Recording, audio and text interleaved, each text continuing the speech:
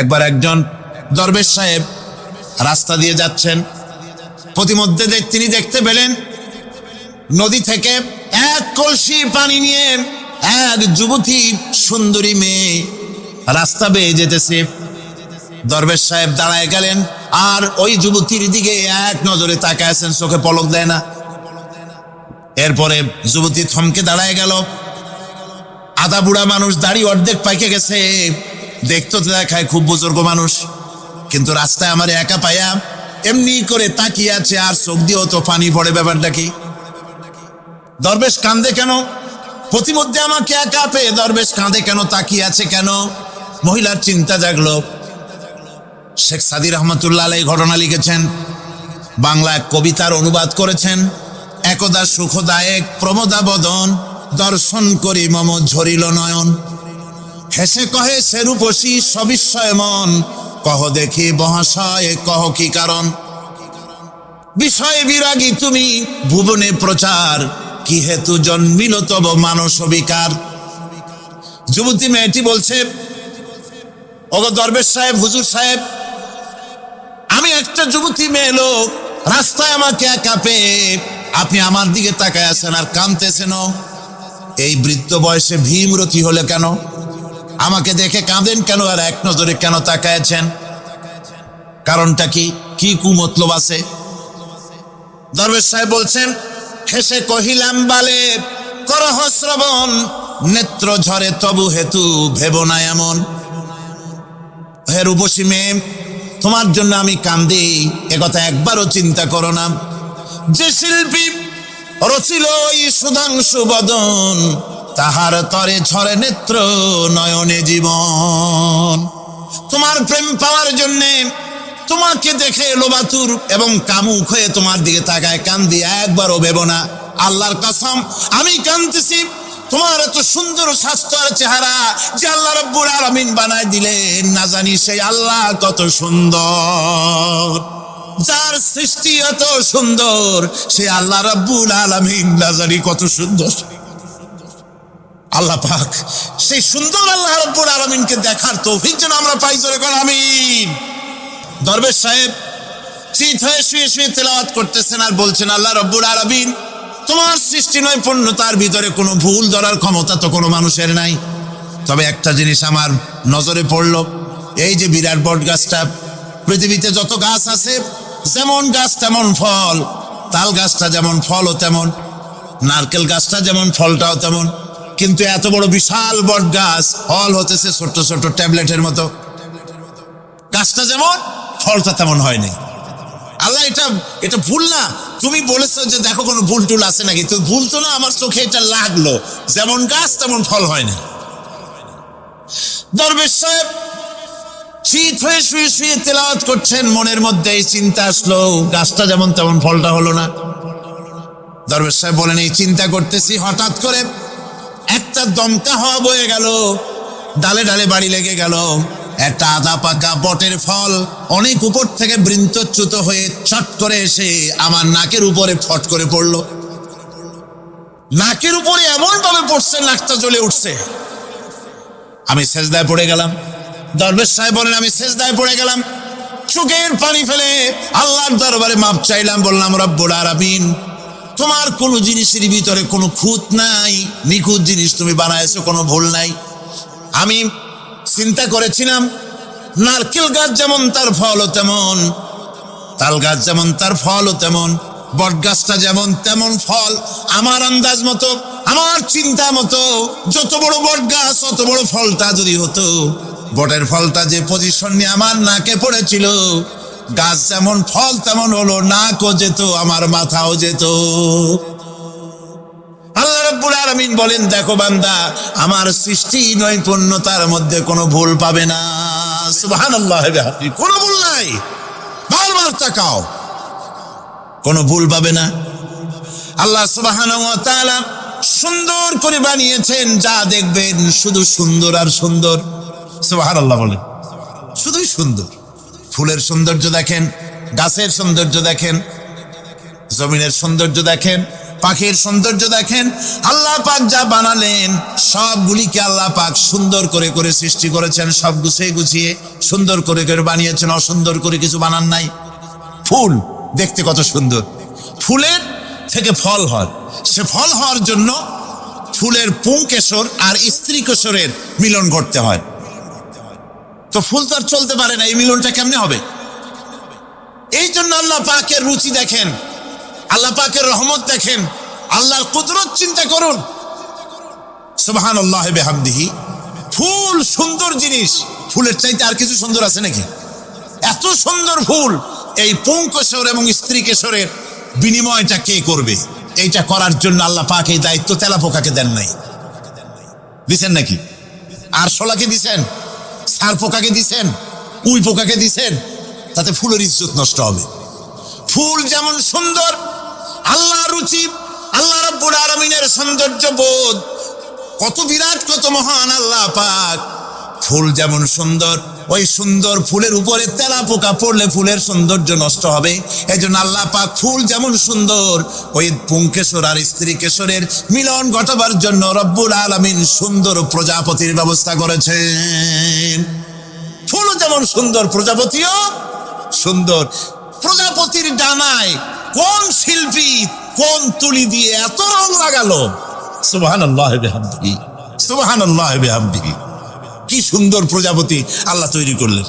আল্লাহ পাক বলছেন, এমনি সুন্দর করে বানালাম, মানুষ বানাইছি, সে মানুষের সৌন্দর্য দেখো। দুইটা চোখ দিলাম দেখার জন্য। চোখ কি জন্যে? এখন এই চোখ দুইটা যদি কুমিরের মতো আল্লাহ গোল বানাই দিতেন, চোখ গোল এরকম কুমিরের মতো দেখতে বিশ্রী হতো। চোখ দুটোকে আল্লাহ টানা টানা করেছেন, চোখের উপরে ভুরু লাগিয়েছেন, তাতে আবার পশম দিয়েছেন, চোখে পিসি দিয়েছেন, চোখের ভিতরে মণিটা কালো করেছেন, তার চতুর্দিকে সাদা অংশকে নীলাভ করেছেন যাতে কালোটা আরো ফুটে ওঠে। সুবহানাল্লাহি বিহামদিহি। কত সৌন্দর্য আল্লাহ রাব্বুল আলামিন মানুষকে দিয়েছেন। আল্লাহর রহমতের ওয়াজ সারা বছর করলেও তো ফুরাবে না, এত রহমত, এত দয়া আল্লাহ সুবহানাহু ওয়া তাআলা। মানুষ আল্লাহ কি সুন্দর করে বানালেন। এবং দিনের পার্থক্য, মানুষের জীবনকে জীবন পদ্ধতিকে দুই ভাগে বিভক্ত করেছে, রাত এবং দিন। দেখেন আল্লাহর রহমত এবং কুদরত সব জায়গায়। রাত এবং দিন মানুষের জীবন চলার পথকে, জীবন পদ্ধতিকে কয় ভাগে ভাগ করেছে? দুই ভাগ। আল্লাহ পাক বলেন, ওয়াজআলনাল লাইলা লিবাসান ওয়াজআলনান নাহারা মাআশা। আমি রাতকে করেছি শান্তির বাহন, রাতকে করেছি আচ্ছাদন, শান্তির বাহন, আর দিনকে করেছি রোজগার করার জন্য। দিনের বেলায় রোজগার করবে, কামাই রুজি করবে, কল কারখানায় যাবে, খেতে খামারে যাবে, অফিস আদালতে যাবে, কাজ কাম করবে। এ কাজ করে করে শরীরের ভিতরে ক্লান্তি আসে, অবসাদ এসে যায়। আল্লাহ রাব্বুল আলামিন বলেন, আমি আবার রাত বানালাম। ওই রাতের বেলায় বানর যখন ঘুমায় যায়, এই ঘুম তার সমস্ত অবসাদ আর ক্লান্তি দূর করে দিয়ে সকাল বেলায় আবার তাজা মানুষ করে সমস্ত একেবারে পরিপূর্ণ কর্মক্ষম একজন মানুষে তাকে পরিণত করে দেয়। রাতটাকে আচ্ছাদন করে দিয়েছি, দিনের কোলাহল মুক্ত রাত। সূর্যের আলোর ঝলকানি, তীব্র আলো নাই, চিৎকার নাই, আওয়াজ নাই। রাতের একটি অন্ধকার চাদর পরিয়ে দিলাম এই পৃথিবীর উপরে। রাতের একটি অন্ধকার চাদর পৃথিবীর উপরে পরিয়ে দিলাম। কোলাহল মুক্ত পৃথিবী এখন। সূর্যের তীব্র আলো আর নাই। এখন আরামে তুমি ঘুমিয়ে যাও, ঘুমাও, আবার সকালবেলা উঠে তুমি কাজ করবে। আল্লাহ পাক বলেন, আমি এভাবে ومن رحمته جعل لكم الليل والنهار لتسكنوا فيه ولتبتغوا من فضله। আল্লাহর রহমতের ভিতরে এটাও রহমত, আল্লাহর করুণা, আল্লাহর দয়া যে তিনি দিনকে করেছেন রুজি কামার জন্য, রাতকে করেছেন তিনি তোমাদের জন্য ঘুমাবার জন্য, বিশ্রামের জন্য। এই ব্যবস্থা আল্লাহ রাব্বুল আলামিন করেছেন, যিনি তোমাদেরকে দুপুর বেলায়, বিকেল বেলায়ও তোমাদেরকে অবসাদ গ্রহণের জন্য, আরামের জন্য দুপুর এবং বিকাল, সকাল ইত্যাদি তৈরি করেছেন। কোরআন শরীফের ভিতরে আল্লাহ পাক এই সমস্ত কথাগুলি ব্যাখ্যা সহকারে বলে দিচ্ছেন যে আমার রহমত ওয়াসিআত রাহমাতি কুল্লে সেই, সমস্ত জিনিসের চতুর্দিকে তুমি যেখানে আছো তার চতুর্দিক, আকাশ এবং জমিন, আমার রহমত তোমাকে ঘিরে রেখেছে। এ কোরআন নাজিল করেছেন সেই আল্লাহ, সেই রহমান যার দয়া সর্বত্র ছড়িয়ে আছে। আল্লাহ পাক বলছেন, এরপরে তোমাকে সৃষ্টি করলাম, জমিন সৃষ্টি করলাম খাবারের জন্য। আমার রহমতের বিষয়টা দেখো, আমি এমন দয়াবান, এমন মেহেরবান। এবার তোমার খাবারের জরুরত হলো, তুমি কি খাবে? সেজন্য এই জমিনে ফসলের ব্যবস্থা আমি আল্লাহ করেছি। জোরে বলেন সুবহানাল্লাহ। জমিন শুকায় গেছে, বৈশাখ মাসের জ্যৈষ্ঠ মাসের প্রচন্ড রৌদ্রের তাপে জমিন শুকায় গেছে। এই জমিনে তুমি ফসল ফলাবে কি করে?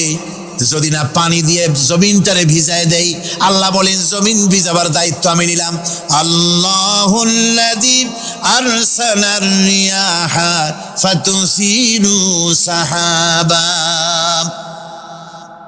সমুদ্রের পানি, লবণাক্ত পানিগুলি বাষ্পীয় আকারে উত্থিত হয়ে যায়, মেঘমালায় পরিণত হয়ে যায়। বাতাসকে বলি, এই মেঘকে টেনে নিয়ে যাও অমুক জায়গার উপরে। মেঘ চলে এলো। আল্লাহ বলেন, ফাসুকনাহু ইলা বালাদিন মাইয়িতিন ফাআহইয়ানা বিহিল আরদা বাদা মাউতিহা কাযালিকান নুশুর। আল্লাহ পাক বলছেন, বৃষ্টির পানি পড়লো, মরা জমিন জিন্দা হয়ে গেল। এই মরা জমিন জিন্দা হলো।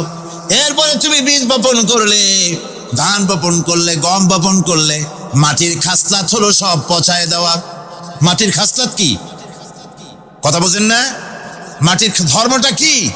পচায় দেওয়া। যা রাখেন পচে যাবে, লোহা রাখেন জং ধরে যাবে, পাথর রাখেন আস্তে আস্তে, এ ধরনের যেসব জিনিস রাখেন আস্তে আস্তে করে ধ্বংস হয়ে যাবে, পচে যাবে। ওই মাটির ভিতরে ধান এবং গম, আপনার ফসল, আপনার খাদ্য, আপনার রিজিককে আমানত করে দিলেন। আল্লাহ পাক ওটাকে হেফাজত করলেন। এরপরে ওর ভিতর থেকে পাতা অঙ্কুরিত হয়ে বেরিয়ে এলো। এখন কেউ যদি বলে, আল্লাহ যদি পানি না দেন, আল্লাহ যদি বৃষ্টিটা না দেন, তাহলে আমার অসুবিধাটা কি? আল্লাহ বলেন, দেখো বৃষ্টিটা তো আমি দিলাম। বৃষ্টিটা কে দিলেন? আল্লাহ পাক বলেন, আফারাআইতুমুল মাআল্লাযী তাশরাবুন আনতুম আনসালতুমুহু মিনাল মুজনি আম নাহনুল মুনজিলুন। তোমরা যে পানি পান করো, আকাশ থেকে এই পানিটা কে বর্ষণ করে? তুমি করো না আমি করি? কে করে জোরে কন? আল্লাহ পাক বলছেন, আমি পানি বর্ষণ করি। সেই পানিটা, এই যে বঙ্গোপসাগরের পানি, আপনাদের কর্ণফুলীর পানি, মিষ্টি না নোনা? কি পানি জোরে কন? এই নোনা পানি আকাশে উঠলো। আল্লাহ পাক বলেন, ইচ্ছে যদি করতাম, লাউ নাশাউ জাআলনাহু জাজান ফালাউলা তাশকুরুন। পানি উঠালাম, নোনা পানি, ইচ্ছে করলে লবণাক্ত অবস্থায় অবতীর্ণ করে দিতে পারতাম, জমিনের ফসল সব নষ্ট হয়ে যেত। কিন্তু আমি নোনা পানি উঠায়া ওই পানিগুলিকে মিষ্টি করে আমি নাজিল করে, জোরে কান সুবহানাল্লাহ, মিষ্টি পানি অবতীর্ণ করে দিলাম। এখন মানুষ বলে, আল্লাহ পানি না দিলে কি হইতো? আমাদের খাল আছে, বিল আছে, সাগর আছে, নদী আছে, পুকুর আছে, হাওড় আছে, টিউবওয়েল আছে, ডিপ টিউবওয়েল আছে। আল্লাহ বৃষ্টি না দিলে তো কি হয়ে গেল আমাদের?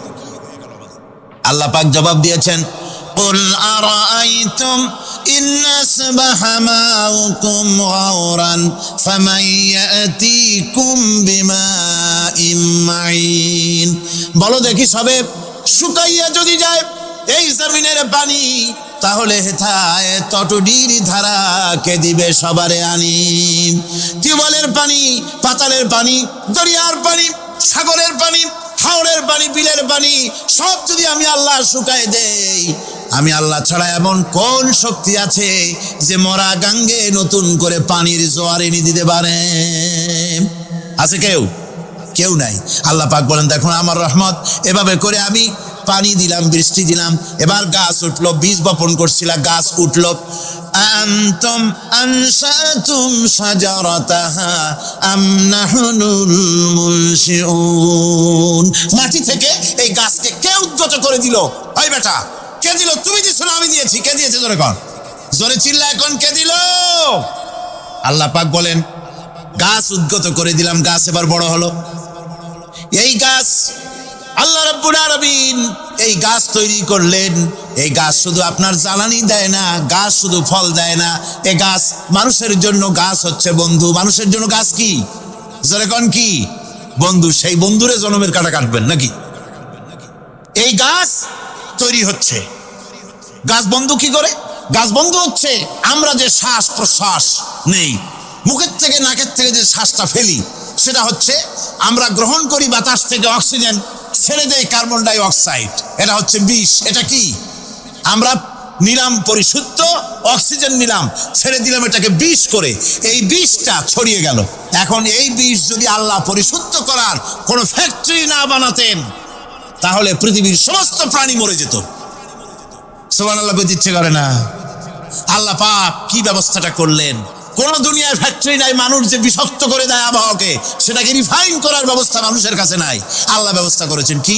আল্লাহ পাক গাছ বানায় দিলেন, গাছের সবুজ শ্যামল রং, ঘাসের সবুজ শ্যামল রং, তার খাদ্য হতেছে আপনি যেটা ছেড়ে দেন, আপনার জন্য যেটা বিষ সেটা হচ্ছে তার জন্য খাদ্য।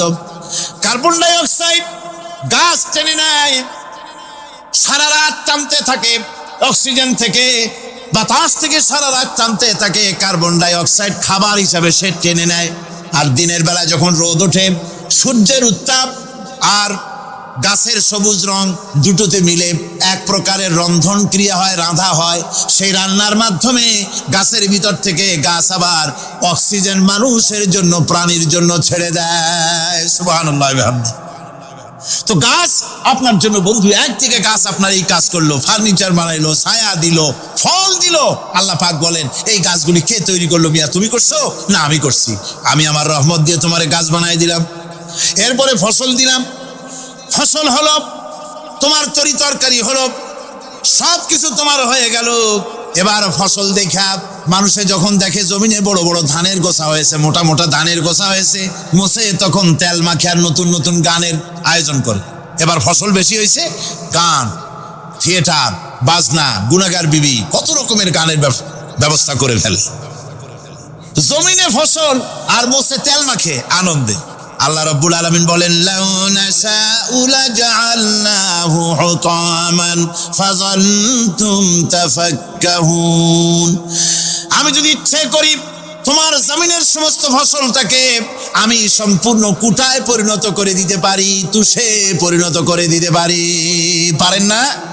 ধানের ভিতরে আল্লাহ যদি চাউল না দেন, তাহলে সব তুষ হয়ে যাবে না? তখন কি করবেন আপনারা? কি করবেন? কোন বাংলাদেশ তখন হরতালের দেশ। যখন আপনি দেখলেন যে জমিনে ধান এবার সব তুষ হয়েছে, তখন আল্লাহর বিরুদ্ধে হরতাল করেন। লাভ হবে কিছু? লাভ হবে? আল্লাহর বিরুদ্ধে আপনারা অনশন ধর্মঘট করেন, লাভ হবে কিছু? কোনো লাভ হবে না। আল্লাহ রাব্বুল আলামিন বলেন, কোনো লাভ হবে না, বরং তোমরা তখন বলবে, ইন্না লামুগরামুন বাল নাহনু মাহরুমুন। কপালে তখন আঘাত করবে, পরাঘাত করতে থাকবে আর বলবে যে আরে কপাল পোড়া হয়ে গেলাম, হতভাগ্য হয়ে গেলাম, বঞ্চিত হয়ে গেলাম, আল্লাহর রহমত থেকে সর্বনাশ হয়ে গেল। তখন কপালে আঘাত করা ছাড়া আর কিছুই করতে পারবে না। আল্লাহর বিরুদ্ধে মিছিল চলে না, সমাবেশ চলে না, বিক্ষোভ চলে না, হরতাল চলে না। মহান আল্লাহ রাব্বুল আলামিন বলছে, দেখো এইভাবে করে তোমার ফসলের ব্যবস্থা আমি আল্লাহ করেছি। আমি রহমান, আমি আল্লাহ পাক কি এমন রহমান। আজ জমিনের ফসল বৃদ্ধির জন্য ইউরিয়া, সুপার সালফেট, সালফার সারের ব্যবস্থা হয়েছে, নানান জাতের সারের ব্যবস্থা হয়েছে। যখন এই সার মানুষ তৈরি করতে শেখে নাই, আবহমান কাল থেকে জমিনের জন্য সারের ব্যবস্থা কে করেছেন? জোরে কোন? আল্লাহ পাক বলেন, আমিন আয়াতিহি আইয়ুরিকুমুল বারকা খাউফান ওয়া তামাম। আমার অসংখ্য নিদর্শনাবলীর মধ্যে এটাও একটি নিদর্শন যে আকাশে বিদ্যুৎ চমকে মেঘের গর্জন হয়। এই যে বিদ্যুৎ চমকে গর্জন হয়, এর মধ্যে রয়েছে মানুষের জন্য ভীতি এবং আশা। তারা ভয় পায়, আর এর মধ্যে আশাও রয়েছে। আশাটা কি? আশা হচ্ছে এই যে বিদ্যুৎ যে বছর যত বেশি চমকায় মেঘে, সে বছর জমিনে ফসল তত বেশি বাড়ে। কৃষিবিদরা বলেছেন, বিদ্যুৎ যত বেশি চমকায় জমিনের ফসল তত বেশি বাড়ে। সুবহানাল্লাহ বিহামদিহি। এর একটা সিস্টেম আছে, সেই সিস্টেম অনুযায়ী আল্লাহ জমিনে ফসল বাড়ায় দিলেন। আল্লাহ ফসল দিলেন। এবার আপনার আল্লাহ পাক বলছেন, দেখো ফসল দিলাম, ধান হলো, চাউল হলো, মাছ হলো, গোশ হলো, সব হয়ে গেছে, এখন তুমি খাবে। রান্না বান্না হয়ে গেল, রহমত আমার দেখো, আমার রহমতটা দেখো। এ কোরআন শিখাইছেন সেই আল্লাহ রাব্বুল আলামিন, যার নাম রহমান। জোরে বলেন, তার নাম কি? রহমান। চাউল হয়ে গেছে, চাউল তো শুধু ভর্তা বানায় খাওয়া যাবে না, ভাত হয়েছে, আটা দিয়া রুটি তৈরি হয়েছে, কি দিয়া খাবেন? আল্লাহ রাব্বুল আলামিন আপনার পুকুরের ভিতরে মাছ দিয়া দিলেন, জন্তু জানোয়ার দিলেন, চার পায়া জানোয়ারের গোশত হালাল করে দিলেন, পাখির মাংস আল্লাহ রাব্বুল আলামিন হালাল করে দিলেন। এখন মাছ হলো, গোশ হলো, মাছ আর গোশ সিদ্ধ করে খাওয়া যাবে? জোরে বলেন, যাবে? যাবে না। তার গন্ধ নষ্ট করতে হবে আর সুঘ্রাণ সৃষ্টি করতে হবে। এই গন্ধ নষ্ট করে সুঘ্রাণ সৃষ্টি করার জন্য লবঙ্গ তৈরি করলেন কে? কথা কন না কেন? এলাচি কার? দারচিনি কার? লবণ কার? মরিচ কার? হলুদ কার? পেঁয়াজ কার? সুবহানাল্লাহ।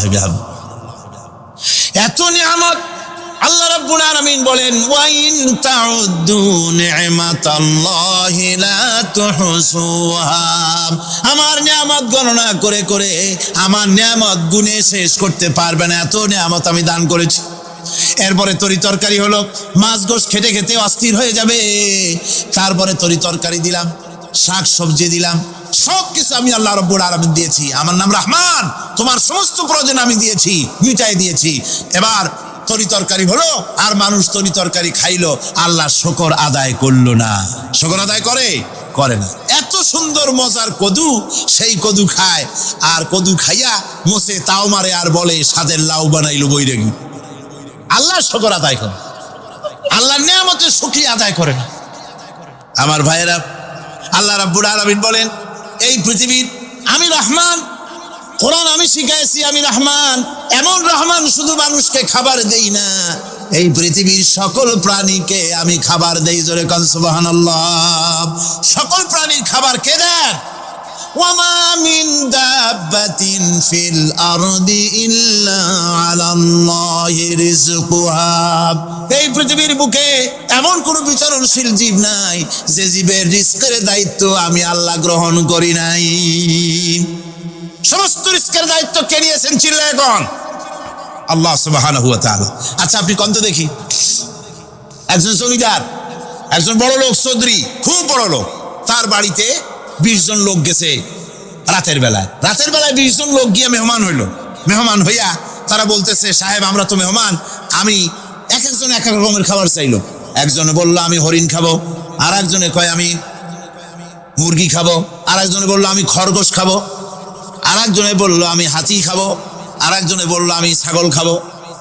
20 জন মানুষের ভিতরে 20 রকমের খাবার চাইলো। একজনে কয় বোয়াল মাছ খাবো, আর একজনে কয় রুই মাছ খাবো। 20 জনে 20 রকমের খাবার দাবি করলো। বলেন জমিদার তো বাড়ির ধারে, জমিদারের বাপ, সেও কি পারবে 20 জনকে 20 রকমের খাবার পরিবেশন করতে? কোনো প্রস্তুতি ছাড়া পারবে? পারবে না। কোনো প্রস্তুতি ছাড়া, কোনো প্রস্তুতি ছাড়া জমিদার হোক রাজা বাদশাহ হোক 20 জন মানুষের খাবার 20 রকমের দিতে পারে না। আর আল্লাহ এমন রহমান, এই পৃথিবীর লক্ষ কোটি কোটি জাতির প্রাণীকে কোটি কোটি রকমের খাবার আল্লাহ রাব্বুল আলামিন পরিবেশন করতেছেন। সাপের খাবার একরকম, ব্যাঙের খাবার আর এক রকম। ব্যাঙে যা খায় সাপে তা খায় না, সাপে যা খায় ব্যাঙে তা খায় না। হাতির খাবার, গন্ডারের খাবার, ভল্লুকের খাবার, বাঘের খাবার, সিংহের খাবার, মানুষের খাবার, ছাগলের খাবার, মুরগির খাবার, মশার খাবার, সারপোকার খাবার, সমস্ত খাবার ভিন্ন ভিন্ন। আবার সমস্ত খাবারের মজা আল্লাহ রাব্বুল আলামিন আলাদা আলাদা করে দিয়েছেন। এমন রহমান, আপনার পেট ভরবেন শুধু স্বাস্থ্য বাড়াবার জন্য, পেট ভরে খাওয়া দরকারটা ছিল। আল্লাহ পাক দেখলেন যে না, শুধু পেট ভরলে তো এরকম খাইতে চাইবে না, তাই আল্লাহ রাব্বুল আলামিন জিহ্বা দিয়ে দিলেন যাতে করে মজা লাগে আর খায়। সব রকমের মজা, এক এক গোশতে, এক এক মাছে, এক এক তরকারিতে এক এক রকম মজা না, সব রকম মজা, সব একরকম মজা, ভিন্ন ভিন্ন রকমের মজা। আল্লাহ পাক বলেন আমি রহমান, দেখো আমি কিভাবে খাওয়াই। ওয়া কাইয়্যিম মিন দাব্বাতিন লা তাহমিলু রিজকুহা আল্লাহু ইয়ারযুকুহা ওয়া ইয়্যাকুম। এই পৃথিবীতে এমন অনেক বিচরণশীল জীব আছে যে প্রাণীরা নিজের জন্য কোনো সঞ্চয় করে না, সঞ্চয় করে শুধুমাত্র পৃথিবীর মানুষ। আর পিঁপড়ায় কিছু সঞ্চয় করে। অন্যান্য বহু প্রাণী আছে যাদের কোনো সঞ্চয় নাই। কি বলেন, পাতি শিয়ালের কোনো ব্যাংকে অ্যাকাউন্ট আছে নাকি? না, শীতের মৌসুমে পাতিশিয়াল আইসা ব্যাংকের ম্যানেজারকে বলে না যে কয়েকটা মুরগি আনছি, আমার নামে একটা অ্যাকাউন্ট ওপেন করেন, বৃষ্টির সময় আমি যেন ওগুলো উঠাইয়া পাইকারি দরে খাইতে পারি। ওর কোনো খাবার নাই, সঞ্চয় নাই, এ ধরনের পাখির সঞ্চয় নাই, পশুর সঞ্চয় নাই। মহান আল্লাহ রাব্বুল আলামিন তিনি বলছেন, সকাল বেলায় পাখি তার বাসা দিয়া ক্ষুধার্ত পেট নিয়ে পাখিগুলি উড়ে চলে যায়, সাপ তার গর্ত থেকে বের হয় খালি পেটে, পাতি শৃগাল খালি পেট নিয়ে গর্ত থেকে বেরিয়ে যায়। তিমির মতো অত বড় প্রকাণ্ড প্রাণী, হাতির মতো প্রকাণ্ড প্রাণী, গরিলা, শিম্পাঞ্জি, ওরাংওটাং, পিঁপড়া থেকে শুরু করে নিয়ে প্রকাণ্ড তিমি পর্যন্ত সমস্ত প্রাণীগুলি সকালবেলায় খালি পেটে বেরিয়ে যায়। সারাদিন ঘোরাঘুরির পর আল্লাহ সুবহানাহু ওয়া তাআলা বলেন, সন্ধ্যাবেলায় সমস্ত প্রাণীর পেটগুলি ভরে আমি আল্লাহ তাদের বাসায় ফিরাইয়া দেই। আমি রহমান, এভাবে করে আমি আল্লাহ রাব্বুল আলামিন খাবারের বন্দোবস্ত করি, পড়ার বন্দোবস্ত করি, থাকার ব্যবস্থা করি। ইয়া আইয়ুহান নাসু যুকুরু নি'মাতাল্লাহি আলাইকুম হাল মিন খালিকিন গায়রুল্লাহ ইয়ারযুকুকুম মিনাস সামাই ওয়াল আরদ। ও পৃথিবীর মানুষেরা, ওই আল্লাহর স্মরণ করো, আল্লাহর নিয়ামতের শুকরিয়া আদায় করো যে আল্লাহ তোমাকে আকাশ থেকে, জমিন থেকে রিজিক দেন। ওই আল্লাহ ছাড়া আছে কি কেউ যে তোমাকে আকাশ থেকে রিজিক দেয়, জমিন থেকে রিজিক দেয়? লা ইলাহা ইল্লা হুয়া ফান্না তুফাকুন। ওই আল্লাহ ছাড়া কোনো ইলাহা নাই, কেন তোমরা বিভ্রান্ত হও? সেই আল্লাহর দিকে ফিরে আসো। আল্লাহ বলছেন, এভাবে আমি সমস্ত পৃথিবীর মানুষের রুজি রুটির বন্দোবস্ত করি, সমস্ত প্রাণীর রুজি রুটি ব্যবস্থা করি, আমি সেই রহমান। সুবহানাল্লাহ বিহামদি। ওয়া ইলাহুকুম ইলাহু ওয়াহিদ লা ইলাহা ইল্লা হুয়ার রাহমানুর রহিম। এই হচ্ছেন তোমাদের আল্লাহ। সুবহানাল্লাহ। আল্লাহ বলছেন, ওয়া ইলাহুকুম ইলাহু ওয়াহিদ, তিনি হচ্ছেন এক আল্লাহ, এক ইলাহ, যিনি ছাড়া কোনো ইলাহা নাই। তিনি হচ্ছেন রহমান। তিনি কি? রহমান। তিনি হচ্ছেন রহিম। তিনি তোমাদের সব কিছুর ব্যবস্থা করে দিয়ে থাকেন, কোনো জিনিস তোমাদেরকে বঞ্চিত করেন না। এই রহমান এমন রহমান যিনি তোমাদের সমস্ত নিয়ামত পূর্ণ করেন। আর রহমান এমন রহমান যে শুধু আপন আপন লোক দেখে তালাশ করে করে দেয় না, সকলকে দেয়। যারা নামাজ পড়ে তাদের দালান কোটা বেশি হয়, যারা তাহাজ্জুদ পড়ে তাদের ব্যাংকে টাকার অভাব নাই, যারা হজ করে যাকাত দেয় তারা টাকার জ্বালায়, পয়সা কড়ির জ্বালায় অস্থির। এরকম নাকি? না, বরং নামাজ রোজা হজ যাকাত যারা করে বেশি খাঁটি মুসলমান, তাদের অভাব অভিযোগ আরো বেশি। যাদের কাছে নামাজ নাই, রোজা নাই, আল্লাহ পরকালের চিন্তা নাই, তাদের টাকা পয়সা, সোনা দানা, জায়গা জমিন, সৌন্দর্য, সুখ আর আরো অনেক বেশি। বরং এদের কম। আপন লোকের চাইতে শত্রুকে বরং আল্লাহ পাক বেশি দেন। আপন লোক মানে যারা দিনদার, ইমানদার, পরেজগার, নামাজি, এরা বরং কম পায়, ওরা বরং বেশি পায়। এমন কেউ নাই পৃথিবীতে শত্রুকে ডেকে বলবে আয় তোরেও দেই, কেউ নাই। একমাত্র আল্লাহ রব্বুল আলামিন যিনি সকলকে দেন। এই পৃথিবীর কোন মূল্য আল্লাহ রব্বুল আলামিনের কাছে নাই, একটা মশার দানার তুল্য মূল্য নাই। সেজন্য আল্লাহ পাক সকলকে নিয়ামত দেন, সকলকে ব্যবস্থা করেন। তাই এই কোরআন শরীফ আল্লাহ পাক তার মানুষের প্রতি এত দয়া মানুষের প্রতি, যে আল্লাহ পাকের দয়াটা কার? জোরে চিল্লায় কান, দয়াটা কার? এত দয়া যে আল্লাহ পাকের মানুষের প্রতি রাস্তা চলার জন্য রাস্তা তৈরি করে দিলেন। পাহাড়ের ভিতরে মানুষ যেন হারায় না যায়, পাহাড়ের ভিতরে গিরিপথ বানালেন যিনি, মরুভূমির ভিতরে হারায় না যায় নিশানা বানালেন যিনি, সমুদ্রের ভিতরে রাতের আধারে যেন গভীর সমুদ্রে হারায় না যায়, সেজন্য মহাশূন্যের ভিতরে তারকা প্রদীপ জ্বালায়া পথের নির্দেশনা দিয়ে দিলেন যিনি, এত ব্যবস্থাপনা যিনি করলেন, সে আল্লাহ রাব্বুল আলামিন মানুষের জন্য এই পৃথিবীতে ব্যক্তি, পরিবার, সমাজ ও রাষ্ট্রে, আন্তর্জাতিক জীবনে, স্বরাষ্ট্রনীতি, পররাষ্ট্রনীতি, শিক্ষানীতি, যুদ্ধনীতি, বন্দিনীতি, তার জীবনের সমস্ত নীতিমালার ব্যাপারে আল্লাহ রাব্বুল আলামিন বুঝি কোনো দিক দর্শন দেন নাই। দিয়েছেন কিনা? সুতরাং রহমানের দাবি হচ্ছে, আল্লাহর রহমানিয়াতের দাবি হচ্ছে বান্দার জন্য কোরআন শিক্ষা দেওয়া, যত শিক্ষা আল্লাহ দিয়েছেন, যত দয়া আল্লাহ বান্দাকে করেছেন, সবচাইতে বড় দয়া কোরআন শিক্ষা দেওয়া। জোরে কান সুবহানাল্লাহ। যত দয়া, যত নিয়ামত, যত রহমত আল্লাহ বান্দাকে করেছেন, তার মধ্যে শ্রেষ্ঠ রহমত, শ্রেষ্ঠ দয়া, শ্রেষ্ঠ করুণা মানুষের জন্য, আল্লাহর এই পৃথিবীর মানুষের জন্য সবচাইতে শ্রেষ্ঠ দয়া কি? জোরে বলেন কি? কোরআনের শিক্ষাই হচ্ছে আল্লাহ পাকের এই মানুষের জন্য সর্বশ্রেষ্ঠ দয়া। আমার বন্ধুগণ, কোরআনে কারীমে রব্বুল আলামিন বলেন, ফাআনজালাল্লাহু সাকিনাতাহু আলাইহি ওয়া আইয়াদাহু বিজুনুদিন লাম তারাওহা। আল্লাহ পাক তার মনের মধ্যে গভীর প্রশান্তি এবং স্বস্তি দান করলেন, আর এমন সৈন্য দিয়ে সাহায্য করলেন যে সৈন্যদেরকে তোমরা দেখতে পাও না। এভাবে করে রব্বুল আলামিন মুমিনদের বিপদে আপদে মুসিবতে সব সময় আল্লাহ পাক মুসলমানদেরকে সাহায্য করেছেন। জোরে বলেন সুবহানাল্লাহ। মুমিনদের সাহায্যকারী আল্লাহ। তাই ইসলামী আন্দোলনের সাথে যারা আছে, যারা কর্মী, যারা নেতা, যারা মুমিন, যারা ঈমানদার, মেঘের মতো প্রচন্ড কালো মেঘ হয়ে চতুর্দিক থেকে অন্ধকারের মতো সে এসেছে বিপদ, কোনো বিপদ না। আল্লাহ পাক সাহায্যকারী। কে সাহায্যকারী? জোরে বলেন সাহায্যকারী কে? আল্লাহ সুবহানাহু ওয়া তাআলা, তিনি সাহায্য, ভয় নাই। আল্লাহ পাকের উপর ঈমান আনলে পরে কলিজার ভিতরে দুর্জয় সাহসের সৃষ্টি হয়ে যায়, কোনো ভয় অন্তঃকরণে তার থাকে না। আল্লাহ পাক সাহায্য করেন। আর আল্লাহর উপরে ঈমান আনলে পরে রব্বুল আলামিন বলেছেন, ইয়া আইয়ুহাল্লাযীনা আমানু হাল আদুল্লুকুম আলা তিজারাতিন তুনজিকুম মিন আযাবিন আলিম। এমন একটা ব্যবসার কথা কি বলবো না যে ব্যবসায় তোমাদেরকে জাহান্নামের আযাব থেকে বাঁচায় দেবে। তার প্রথম কাজই হলো আল্লাহর প্রতি ঈমান আনা। ঈমান আনলে পরে এই সমস্ত গুণ তৈরি হয়ে যায়। আর ঈমানে সবচাইতে উপকৃত হয় সমাজের লোকেরা, রাষ্ট্রের লোকেরা, পরিবারের লোকেরা, দেশের মানুষ উপকৃত হয় মুমিনদের দিয়ে ঈমানের কারণে। তার কারণ হলো একজন মুমিন, একজন ব্যক্তি যখন ঈমানদার হয়, মুমিন হয়ে যায়, আল্লাহর প্রতি যখন প্রগাঢ় বিশ্বাস তার এসে যায়, তখন সেই ব্যক্তি নৈতিকতার মান তার বেড়ে যায়। জোরে বলেন সুবহানাল্লাহ। নৈতিক চরিত্রের উপরে সে প্রতিষ্ঠিত হয়। সে মিথ্যা বলতে সাহস পায় না।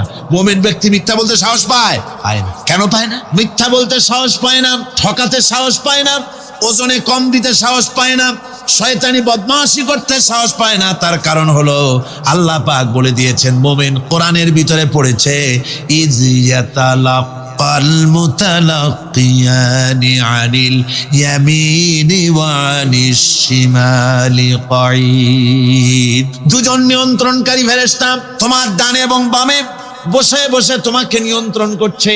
কোথায় যাও, কি করো, এই ফেরেশতারা বসে বসে সব দেখতেছে। মা ইয়ালফিযু মিন কাওলিন ইল্লা লাদাইহি রাকীবুন আতীদ। মানুষ এমন কোনো কথা বলে না যা ফেরেশতারা রেকর্ড না করে, সব রেকর্ড হয়ে যায়। তাই মুমিন ব্যক্তি দায়িত্বহীন কথা বলতে পারে না। মুমিন ব্যক্তির চরিত্র ভালো হয়ে যায়। সে যে কথা বলে বুঝে শুনে কথা বলে, সে যে ওয়াদা করে বুঝে শুনে ওয়াদা করে। যেহেতু সবকিছুর জবাব কিয়ামতে দিতে হবে। কোথায় দিতে হবে? কোথায় দিতে হবে? কিয়ামতে আল্লাহর দরবারে জবাব দিতে হবে। মহান আল্লাহ রাব্বুল আলামিন বলেছেন, ওয়ালাকাদ খালাকনাল ইনসানা ওয়া না'লামু মা তুওয়াসবিসু বিহি নাফসু। মানুষ সৃষ্টি করেছি আমি, তার অন্তঃকরণের ভিতরে ওয়াসওয়াসা কি হয় আমি জানি। এই জন্য মুমিনেরা মনের ভিতরে কোনো খারাপ কল্পনাও করতে পারে না। খারাপ কল্পনা করলেও তার হিসাব দেওয়া লাগবে আল্লাহর কাছে। কার কাছে? ওয়াইন তুবদু মিন আনফুসিকুম আও তুখফুহু ইউহাসিবুকুম বিহিল্লাহ। আল্লাহ বলেন, মনের মধ্যে যেসব কল্পনা করো তা প্রকাশ করো আর গোপন রাখো, ওইটার হিসাব নিব আমি আল্লাহ পাক। কিয়ামতের দিন আমার কাছে হিসাব দিতে হবে। বন্ধুগণ, এই জন্য মুমিন যারা, মুমিনদের চরিত্র প্রতিষ্ঠিত হয়, মুমিনদের ধারণা থাকে যেখানেই যাই না কেন, যেখানেই বসি না কেন, সেখানেই আল্লাহ, আল্লাহ ছাড়া কোনো জায়গা নাই। আছে নাকি? আছে। আল্লাহ পাক বলেন, মা ইয়াকুনু মিন নাজওয়া সালাসাতিন ইল্লা হুয়া রাবিউহুম। তোমরা যেখানে তিনজন মিলে পরামর্শ করো, মনে রেখো তিনজন নও, ওখানে চতুর্থ সত্তা আমি রব্বুল আলামিন তোমাদের কাছে আছি। সব শুনি আর দেখি, পাঁচজন যেখানে হও সেখানে আমি ষষ্ঠ। এর থেকে যদি কম হও, এর থেকে যদি বেশিও হও, বান্দারে তুমি আছো যেখানে আমি আল্লাহ আছি সেখানে। উপায় নাই, সব জায়গায় আমি দেখতে পাচ্ছি। শুধু তাই নয়, রাত্রিবেলায় মানুষেরা গোপনে পরামর্শ করে, করে না? করে কিনা? রাতে রাতে পরামর্শ করে, এক জায়গায় বসে, হলের মধ্যে, পাহাড়ের মধ্যে কোনো জায়গায় বসে পরামর্শ করে। কি পরামর্শ? ইসলামী আন্দোলনের লোকদের মারবে, কোথায় তাদের ধরবে, কোথায় তাদের অত্যাচার করবে, এই সমস্ত পরামর্শ করে। আল্লাহ পাক বলছেন, শুনুন, আল্লাহ রাব্বুল আলামিন বলেন, ওয়া হুয়া মাআহুম إذ يبيتون ما لا يرضى من القول وكان الله بما يعملون محيطا। আল্লাহ পাক বলেন, তিনি তো ঠিক সেই সময়ও তোমাদের কাছে থাকেন যখন তোমরা নিজেদের ঘরের মধ্যে বসে কোনো এক জায়গায় বসে আল্লাহর মর্জির খেলাফ পরামর্শ করো, আল্লাহ তখনও তোমাদের কাছে থাকেন। আল্লাহর এহাতা থেকে, আল্লাহর কর্তৃত্ব থেকে বেরিয়ে যাওয়ার কোনো উপায় নাই। সুতরাং গোপনে বলেন, প্রকাশ্যে বলেন, যেভাবেই যা কিছু করা হোক না কেন, আল্লাহর কাছে আমাদের সমস্ত অপরাধগুলি ধরা হয়ে যায়। আর এটাই হচ্ছে ইমানের সীমা পরিসীমা। তিলকা হুদুদাল্লাহ ফালা তাতাদুহা, তিলকা হুদুদুল্লাহ, এটাই হচ্ছে আল্লাহর সীমানা। ইমানের এই সীমারেখা বজায় রেখে ইমানের উপরে মজবুত করে কোনো ব্যক্তি, পরিবার, সমাজ, রাষ্ট্র যদি তৈরি হয়, তাহলে সেই সমাজই শান্তি আসে, সেই সমাজই আরাম আসে, সেই রাষ্ট্র শান্তিপূর্ণ হয়, সেখানে দিন কায়েম হয়, মানুষ সুখ সমৃদ্ধি খুঁজে পায়। আমরা দেখতে পেয়েছি বিশ্বনবী জনাবে মুহাম্মাদুর রাসূলুল্লাহ সাল্লাল্লাহু আলাইহি ওয়াসাল্লাম হিজরতের রাত, কাফেরেরা চতুর্দিকে দাঁড়ানো। হযরত জিবরাইল এসে বলেন, ইয়া রাসূলুল্লাহ, হে কাফেরেরা চতুর্দিকে ঘিরে দাঁড়িয়েছে, গভীর রাত, এখন হাতে তাদের তরবারি, সকাল হলে পরেই তারা আপনাকে মেরে ফেলে দিবে, তাড়াতাড়ি ওঠেন, মদিনার দিকে চলে যান। আল্লাহ নবী ঘুমের থেকে জেগে হযরত আলীকে ডেকে বলেন, আলী, আল্লাহ অর্ডার করেছেন, আমি মদিনায় চললাম, আমার বিছানার পরে আমার চাদর গায়ে দিয়ে শুয়ে থাকো। হযরত আলী বলেন, আল্লাহর হাবিব, আপনার চাদর গায়ে দিয়ে ঘুমিয়ে থাকবো, সকালবেলায় কাফির বেঈমানেরা আপনার বিছানার পরে আপনার চাদর গায়ে দেওয়া অবস্থায় আমি আলীকে তারা মুহাম্মদ মনে করবে, আর আমি আলীকে নবী মনে করে তারা তাদের তরবারি দিয়া কেটে কেটে টুকরা টুকরা করে আমারে বিদায় করে দেবে দুনিয়া থেকে। এতটুকুনো পরোয়া করি না, বরং আমার দিলের মধ্যে এটাই তৃপ্তি থাকবে যে আমি আলীর জীবনের বিনিময় আল্লাহর হাবিব দুনিয়ায় বেঁচে আছেন।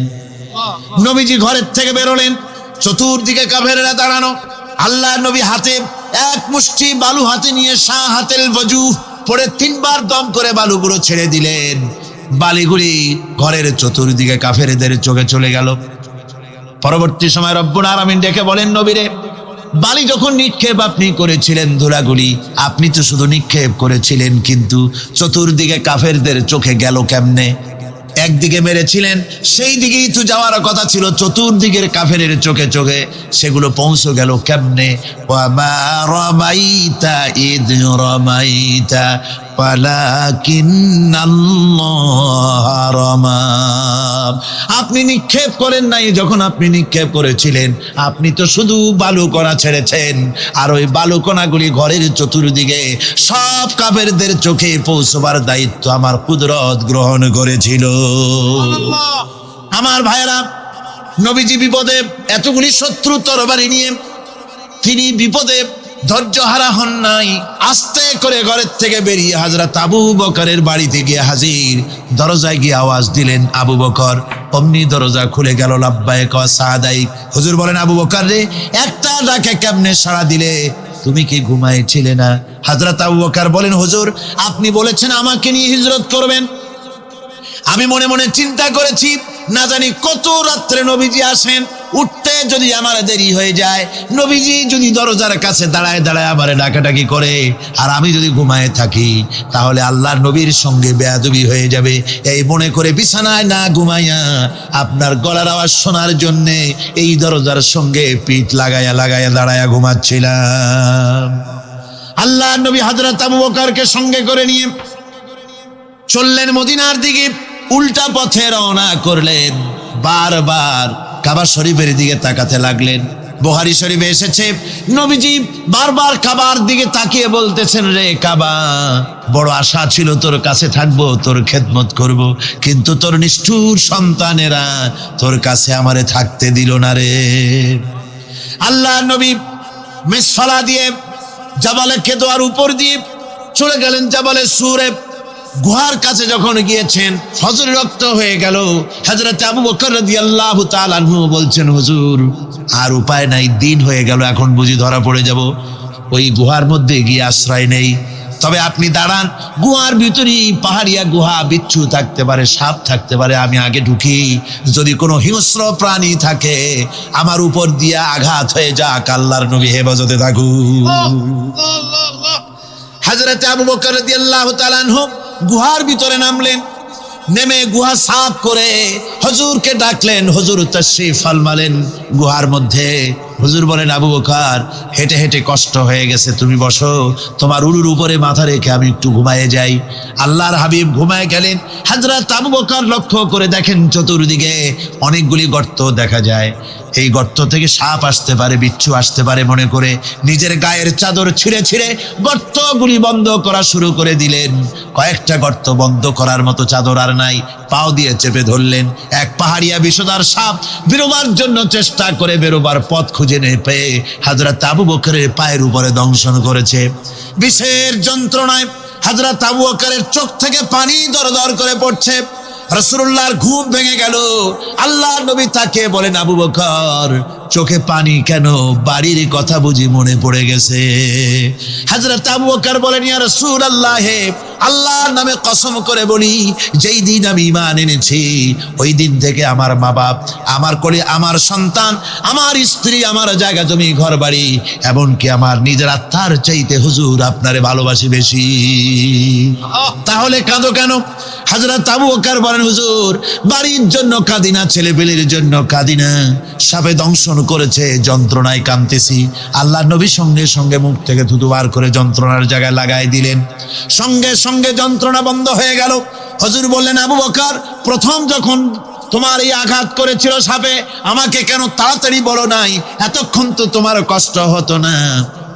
হযরত আবু বকর বলেন, ইয়া রাসূলুল্লাহ, ওটা তো সাপে কাটার যন্ত্রণা, ওই যন্ত্রণায় আমার রক্ত জ্বলতেছে, যন্ত্রণায় যন্ত্রণায় আমার কলেজাটা যদি ফেটেও যেত, আল্লাহর হাবিব আরাম ফরমাচ্ছিলেন, আমি তাকে আরামে বিঘ্ন ঘটাতে পারতাম না।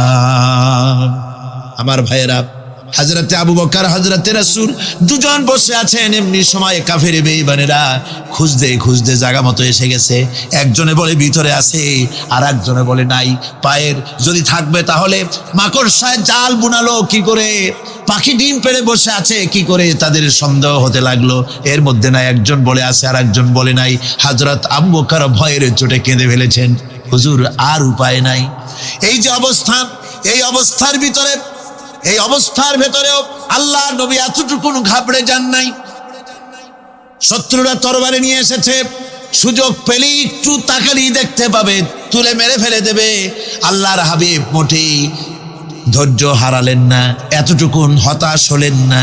আল্লাহ পাকের হাবিব তার সাথীকে কি বললেন? তখন কোরআনে কারীম সূরা তাওবার মধ্যে আল্লাহ তা উদ্ধৃত করেছেন মুমিনদের জন্য, ইযহুমা ফিল গার ইয ইয়াকুলু লিসাহিবিহি লা তাহজান ইন্নাল্লাহা মা'ানা।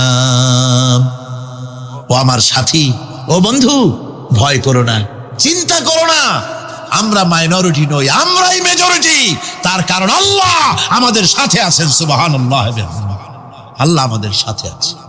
মুসা আলাইহিস সালাম ভয় পেয়ে গেলেন।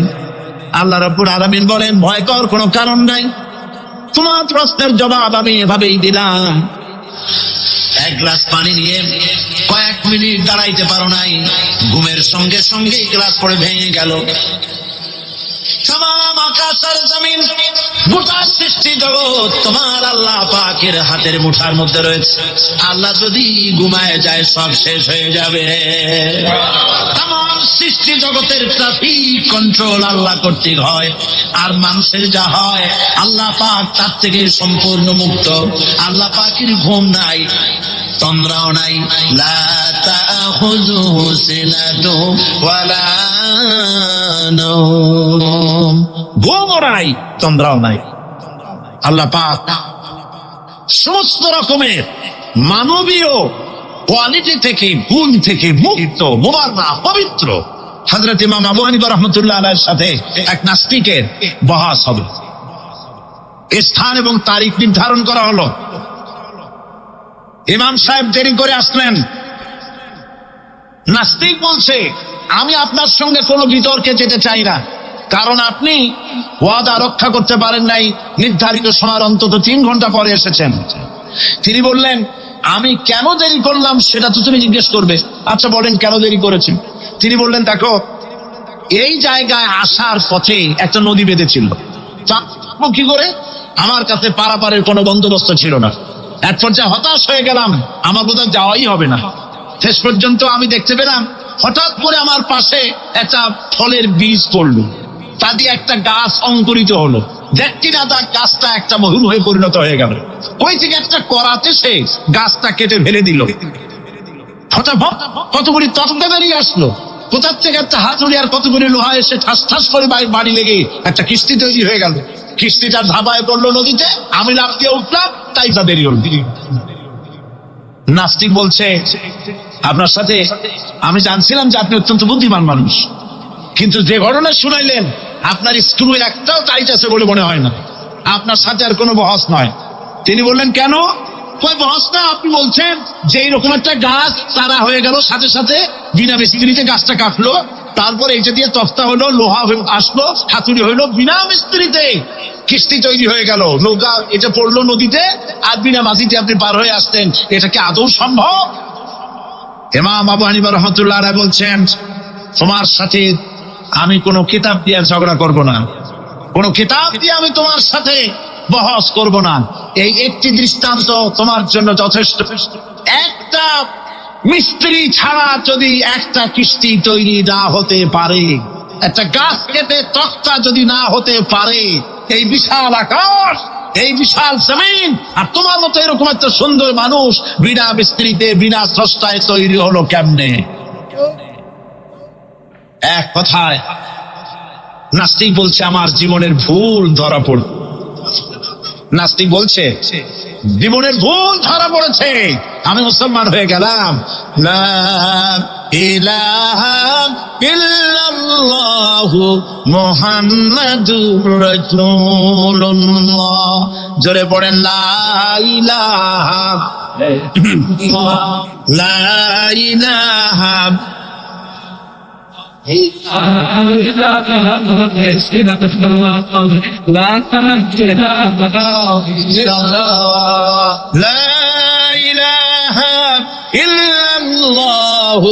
মুহাম্মাদুর রাসূলুল্লাহ।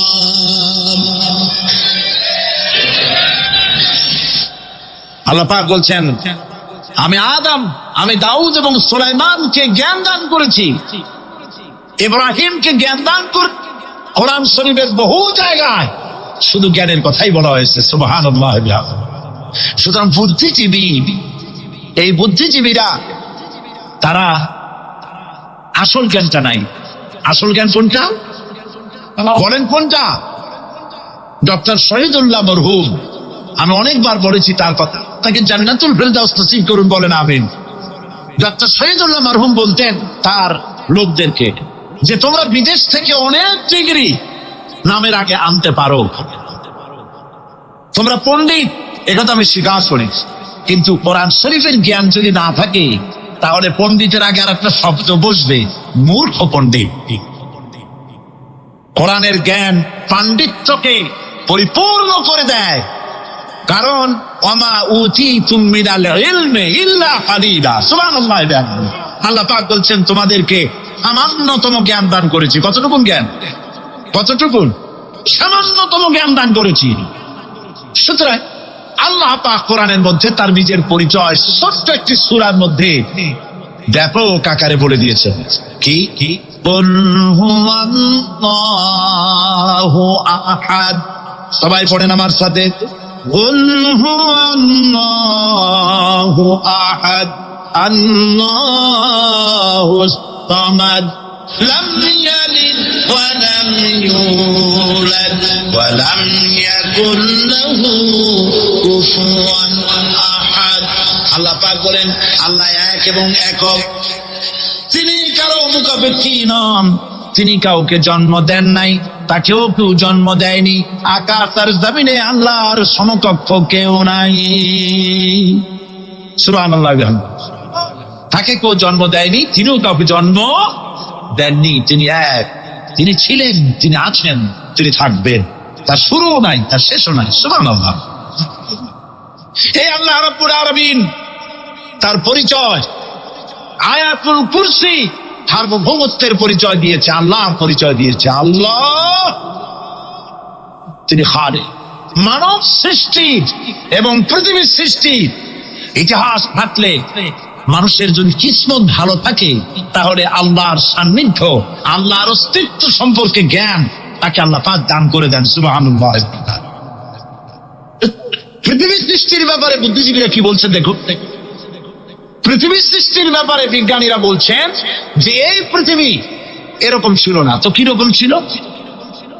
এইটা সূর্যের পাশ থেকে একটা উজ্জ্বল শক্তিশালী জ্যোতিষ্ক দারুণ ফোর্স নিয়ে যাচ্ছিল। সেই ফোর্স সহ্য করতে না পেরে সূর্যের একটি দুর্বলতম অংশ সূর্য থেকে ছিটকে মহাশূন্যে পড়ে গেল, আর ঘুরতে ঘুরতে এই পৃথিবীর অস্তিত্ব লাভ করল। বিজ্ঞানের এই কথা যদি বিশ্বাস করতে হয়, তাহলে আমাকে বলতে হয় এখন তো মানুষেরা আর পৃথিবীতে ধরছে না, ঠিক কিনা? কথা বলছেন না? মানুষ পৃথিবীতে এখন ধরতেছে, বিভিন্ন দেশ খালি বলতেছে মানুষ কমাও, সন্তান কমাও, বিভিন্ন পদ্ধতি গ্রহণ করো, আর মানুষ বাড়াইও না। আল্লাহ পাক বলছে আল্লাহু লা ইলাহা ইল্লা হুয়াল হাইয়ুল কাইয়্যুম। আল্লাহ হচ্ছেন তিনি, যিনি ছাড়া কোনো ইলাহ নাই। লা ইলাহা ইল্লাহু, তিনি ছাড়া কোনো ইলাহ নাই, সার্বভৌমত্বের মালিক কেউ নাই। এই যে লা ইলাহা, কোন ইলাহ নাই, আমরা কালেমার মধ্যে এই কথাটা বলি।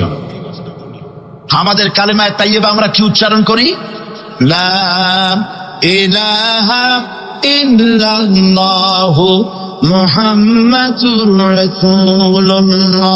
জোরে বলেন লা ইলাহা, লা ইলাহা ইল্লাল্লাহু মুহাম্মাদুর রাসূলুল্লাহ। লা ইলাহা, কোন ইলাহ নাই। এই দাওয়াত দিয়েছেন দুনিয়ার সমস্ত পয়গম্বর। এইটা কি শুধু রাসূলুল্লাহর দাওয়াত ছিল? সমস্ত নবীদের স্লোগান ছিল একটা। সমস্ত নবীদের স্লোগান ছিল কয়টা? সবাই বলুন, কি সেই স্লোগান? লা ইলাহা ইল্লাল্লাহ। কোরআন শরীফের ভিতরে ইলাহ শব্দ 147 বার এসেছে। লা ইলাহার অর্থ যদি এই হয়, কোন উপাস্য নাই আল্লাহ ছাড়া, কোন মাবুদ নাই আল্লাহ ছাড়া, মুহাম্মদ সাল্লাল্লাহু আলাইহি ওয়াসাল্লাম আল্লাহর প্রেরিত রাসূল, তাহলে তো এত ঝঞ্ঝাট হওয়ার কথা ছিল না। আপনারা বলেন, নবীরা যখনই এই দাওয়াত দিয়েছেন লা ইলাহা ইল্লাল্লাহ, তখন সংঘর্ষ হয়েছে কিনা? হয়েছে কিনা? বাধা আসছে কিনা? তাহলে এই কথাটা কি, যার কারণে এরকমের বাধা আসে? লা ইলাহা ইল্লাল্লাহ এর চাইতে বিপ্লবাত্মক, এর চাইতে রিভলিউশন সৃষ্টিকারী কথা আল্লাহর আকাশের নিচে জমিনের উপরে আর একটাও হতে পারে না। লা ইলাহা ইল্লাল্লাহ। ইলাহ শব্দের অর্থ শুধু উপাস্য আর মাবুদ নয়। ইলাহ শব্দের অর্থ হচ্ছে আইনদাতা, ইলাহ শব্দের অর্থ হচ্ছে শাসনকর্তা, ইলাহ শব্দের অর্থ হচ্ছে বিধানদাতা। তো লা ইলাহা যখন একটি লোক ঘোষণা করে, তার অর্থ দাঁড়ায় কোনো আইনদাতা নাই, বিধানদাতা নাই, শাসনকর্তা নাই, কারো আইন মানি না, বিধান মানি না, শাসন মানি না, আল্লাহ ছাড়া। কে ছাড়া? আল্লাহ ছাড়া। এই কালেমার দাওয়াত যখন পয়গম্বররা দিয়েছেন, তখন 3 শ্রেণীর লোকেরা বাধা দিয়েছে। বলেন কয় শ্রেণী? সবাই বলেন। 3 শ্রেণীর লোকেরা বাধা দিয়েছে, লক্ষ্য করুন। 1 নম্বরে বাধা দিয়েছে রাষ্ট্র শক্তি। 1 নম্বরে বাধা দিল কারা? 2 নম্বরে বাধা দিয়েছে ধনাঢ্য ব্যক্তিবর্গ। 3 নম্বরে বাধা দিয়েছে যারা কায়েমি স্বার্থবাদী ধর্মীয় শক্তি। এই 3টি শ্রেণী সমস্ত নবীদেরকে বাধা দিয়েছে। সেই বাধা অতীতে যারা দিত এখন আর দেয় না, নাকি? এখনো দেয়? দেখুন, এই কালেমার দাওয়াত হযরতে মূসা আলাইহিস সালামকে যেদিন আল্লাহ পাক প্রথম ওহী দিলেন, এই দাওয়াত শুধু রাসূল দেন নাই, আল্লাহ পাক বলছেন প্রত্যেক নবী তার জাতিকে এই দাওয়াত দিয়েছেন। কি? আল্লাহ রাব্বুল আলামিন বলেন সকল নবী তার কওমকে বলে দাওয়াত দিয়েছেন, ইয়া কওমি ইবুদুল্লাহ মা লাকুম মিন ইলাহিন গায়রু। হে সম্প্রদায়, আল্লাহ ছাড়া কোনো ইলাহ নাই, তার ইবাদত করো, তারই দাসত্ব করো, তার গোলামি করো। আল্লাহ পাক মূসা আলাইহিস সালামকে যখন নবুয়ত দিলেন, প্রথম যে ওহী এলো, প্রথম ওহীটাই ছিল ইন্নানি আনাল্লাহ লা ইলাহা ইল্লা আনা ফা'বুদনি ওয়া আকিমিস সালাতা লিযিকরি। নিশ্চয়ই আমি আল্লাহ, আমি ছাড়া কোনো ইলাহ নাই, আইনদাতা নাই, বিধানদাতা নাই, সুতরাং আমার দাসত্ব করো এবং আমার শরণার্থে নামাজকে প্রতিষ্ঠা করো। মূসা আলাইহিস সালামকে আল্লাহ পাক ওহী দিয়ে তাকে পাঠালেন। কোথায় পাঠালেন? আল্লাহ পাক বলেন, ইযহাব ইলা ফিরআউনা ইন্নাহু তাগা। গোটা কওম নাফরমান, আল্লাহর আইন কেউ মানছে না।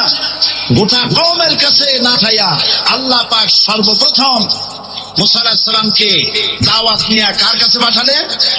ফিরআউনের কাছে। কারণ ফিরআউন হচ্ছে রাষ্ট্রশাসক। ফিরআউন কি? রাষ্ট্রশাসক। হযরতে মূসা আলাইহিস সালাম ফিরআউনের কাছে গেলেন আর দাওয়াত দিলেন, ফিরআউন পড়ে নাও লা ইলাহা ইল্লাল্লাহ। একটি কথা আপনাদের মনে রাখতে হবে, দুনিয়ার কোন ফিরআউন, কোন নমরুদ, কোন সাদ্দাত, কোন হামান কেউ বলে নাই যে আমি আল্লাহ, আমি রাজ্জাক, আমি খালেক, আমি পৃথিবীর সৃষ্টি করেছি। কথা কেউ বলেছে? কেউ বলে নাই। কি বলেছে তারা? ফিরআউন বলেছে মা আলিমতু লাকুম মিন ইলাহিন গায়রি, আমি তো জানি না আমি ছাড়া আরো কোনো ইলাহ আছে, এ কথা আমার জানা নাই, সুতরাং আমি হচ্ছি ইলাহ আর তুমি বলছো লা ইলাহা। তার মানে হচ্ছে ওই সময় পয়গম্বরেরা, আল্লাহর নবীর সাহাবীরা তারা জানতেন যে আমরা কিসের দাওয়াত দেই, আর যারা শুনতো তারাও বুঝতো কিসের দাওয়াত শুনতেছি। আজ আমার দেশে একই কালেমার দাওয়াত দেওয়া হয়, কিন্তু মানুষেরা বুঝতে পারে না কি শুনতে কি। ভাষা জানার ব্যাপারে, বোঝার ব্যাপারে হলো আসল বিষয়। এটা বুঝাতে গিয়ে আমি মাঝে মধ্যে একটা দৃষ্টান্ত দেই এভাবে। একজনের একটা রেশনের দোকান ছিল, সেই দোকানে তার একটা ময়না পাখি ছিল। আর ময়না পাখিকে কথা শেখানো যায় সেটা তো আপনারা জানেন। জি, ময়নাকে শিখাইছে যে লাইন করুন, এক এক করে আসুন। ময়না এই কথা শিখেছে। সকালবেলায় যখন রেশনের দোকানে ভিড় পড়ে গেছে, তখন ওই পাখি খাঁচার মধ্যে বসে বলছে লাইন করুন, এক এক করে আসুন। একদিন খাঁচার দরজা খোলা পেয়ে পাখি উড়ে গিয়ে গাছের ডালে বসেছে। আশেপাশে যত পাখি ছিল তারা চিন্তা করলো এই রকমের পাখি তো কখনো দেখি নেই। ময়না তো দেখতে কাকের মতো না, শালিকের মতো না, দেখতে একটা ভিন্ন রকম। ওরা এসে চতুর্দিক থেকে এই নবান্ত, এই যে নতুন এসেছে, ওরা ঠোকরানো শুরু করেছে চতুর্দিক থেকে। ঠোকরানি খেয়ে ময়না বলতেছে লাইন করুন, এক এক করে আসুন। এখন ময়না তো বোঝে না যে কি বলতেছি, আর যে পাখিরা ঠোকরাচ্ছে তারাও তো বোঝে না যে কি শুনতেছি। ময়না যদি বুঝতো যে আমি কি বলি, সবাই মিলে ঠোকরায়, তাই জান পাচ্ছে না। লাইন করে ঠোকরাইনি তো পৌঁছে যাবে, সব ফড়ে ফড়ে চলে, বুঝে নাই। আমাদের অবস্থা তাই হয়েছে। সুতরাং এই কালেমার দাওয়াত যখন হযরতে মূসা আলাইহিস সালাম দিলেন।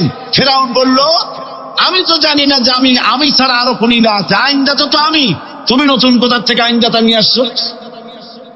ফিরআউন বলছে, দেখো আমারে বাদ দিয়া যদি অন্য কাউকে ইলাহ বলে তুমি মানো আর সেই শিক্ষা তুমি যে জাতিকে দাও, তাহলে আমি তোমাকে ধরে লাআজআলান্নাকা মিনাল মাসজুনিন, আমি তোমাকে কারারুদ্ধ করব, আমি তোমাকে জেলখানায় ঢুকিয়ে দেব। রাষ্ট্রশক্তি প্রথম বাধা দিল কারা? বলেন সবাই। সেই বাধা কি ওখানে শেষ হয়েছে না এখনো আছে? আছে কিনা জোরে বলেন। আমি তোমাকে জেলখানায় ঢুকাবো। হযরত মূসা আলাইহিস সালাম বলেন, ফিরআউন জেলের ভয় আমি করি না, আমার কি জেলের ভয় দেখায়া লাভ নাই, আমি আল্লাহ পাকের পয়গম্বর হযরত মূসা আলাইহিস সালাম। ফিরআউনের দরবার আছে, লোক লস্কর আছে, তার অস্ত্রের অভাব নাই। আল্লাহ রাব্বুল আলামিন মূসা আলাইহিস সালামের কাছে একটা অস্ত্র দিয়ে দিলেন। দিছিলেন কিনা? দিছিলেন কিনা? আল্লাহ পাক হযরত মূসাকে বলেছেন, ওয়া মা তিলকা বিয়ামিনিকা ইয়া মূসা, মূসা রে তোমার হাতে ওটা কি? মূসা আলাইহিস সালাম বললেন, এটা লাঠি। আল্লাহ পাক বললেন, ফেলে দাও লাঠি। লাঠি ফালায় দিলেন। কি হয়ে গেল? ইয়া আইয়াতুন তাসআ,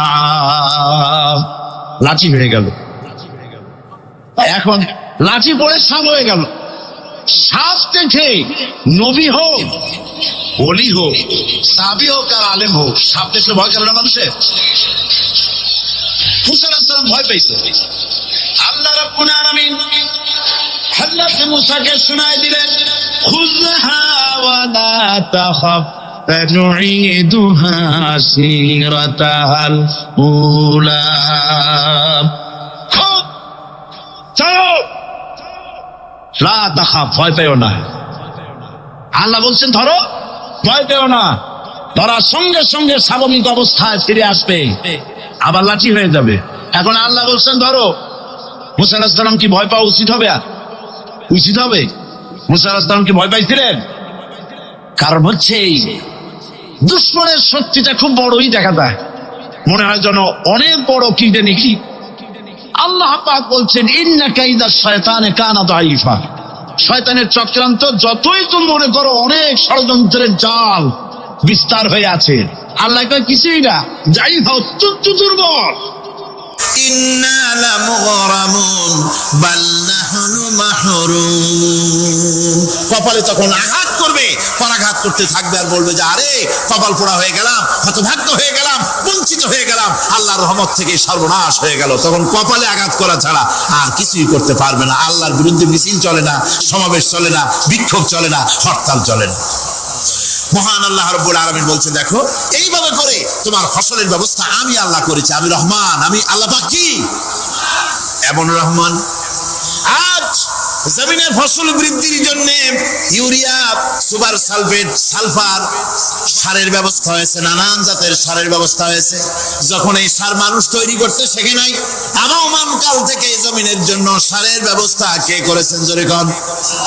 আল্লাহ পাক বলেন, আমিন আয়াতিহি আইয়ুরিকুমুল বারকা খাওফান ওয়া তামাম, আমার অসংখ্য নিদর্শনাবলীর মধ্যে এটাও একটি নিদর্শন যে আকাশে বিদ্যুৎ চমকে মেঘের গর্জন হয়। এই যে বিদ্যুৎ চমকে গর্জন হয়, এর মধ্যে রয়েছে মানুষের জন্য ভীতি এবং আশা। তারা ভয় পায়, আর এর মধ্যে আশাও রয়েছে। আশাটা কি? আশা হচ্ছে এই যে বিদ্যুৎ যে বছর যত বেশি চমকায় মেঘে, সে বছর জমিনে ফসল তত বেশি বাড়ে। কৃষিবিদরা বলেছেন, বিদ্যুৎ যত বেশি চমকায় জমিনের ফসল তত বেশি বাড়ে। সুবহানাল্লাহ ওয়া বিহামদিহি। এর একটা সিস্টেম আছে, সেই সিস্টেম অনুযায়ী আল্লাহ জমিনে ফসল বাড়ায় দিলেন। আল্লাহ ফসল দিলেন। এবার আপনার আল্লাহ পাক বলছেন, দেখো ফসল দিলাম, ধান হলো, চাউল হলো, মাছ হলো, গোশ হলো, সব হয়ে গেছে, এখন তুমি খাবে। রান্না বান্না হয়ে গেল, রহমত আমার দেখো, আমার রহমতটা দেখো। এই কোরআন শিখাইছেন সেই আল্লাহ রাব্বুল আলামিন, যার নাম রহমান। জোরে বলেন, তার নাম কি? রহমান। চাউল হয়ে গেছে, চাউল তো শুধু ভর্তা বানায় খাওয়া যাবে না। ভাত হয়েছে, আটা দিয়ে রুটি তৈরি হয়েছে। গেছে, কি দিয়া খাবেন? আল্লাহ রাব্বুল আলামিন আপনার পুকুরের ভিতরে মাছ দিয়া দিলেন, জন্তু জানোয়ার দিলেন, চার পায়া জানোয়ারের গোশত হালাল করে দিলেন, পাখির মাংস আল্লাহ রাব্বুল আলামিন হালাল করে দিলেন। এখন মাছ হলো, গোশ হলো, মাছ আর গোশ সিদ্ধ করে খাওয়া যাবে? জোরে বলেন, যাবে? যাবে না। তার গন্ধ নষ্ট করতে হবে আর সুঘ্রাণ সৃষ্টি করতে হবে। এই গন্ধ নষ্ট করে সুঘ্রাণ সৃষ্টি করার জন্য লবঙ্গ তৈরি করলেন কে? কথা কন না কেন? এলাচি কার? দারচিনি কার? লবণ কার? মরিচ কার? হলুদ কার? পেঁয়াজ কার? সুবহানাল্লাহ। এত নিয়ামত আল্লাহ রাব্বুল আলামিন বলেন, ওয়া ইন তাউদ্দু নি'মাতাল্লাহি লা তুহসুহা।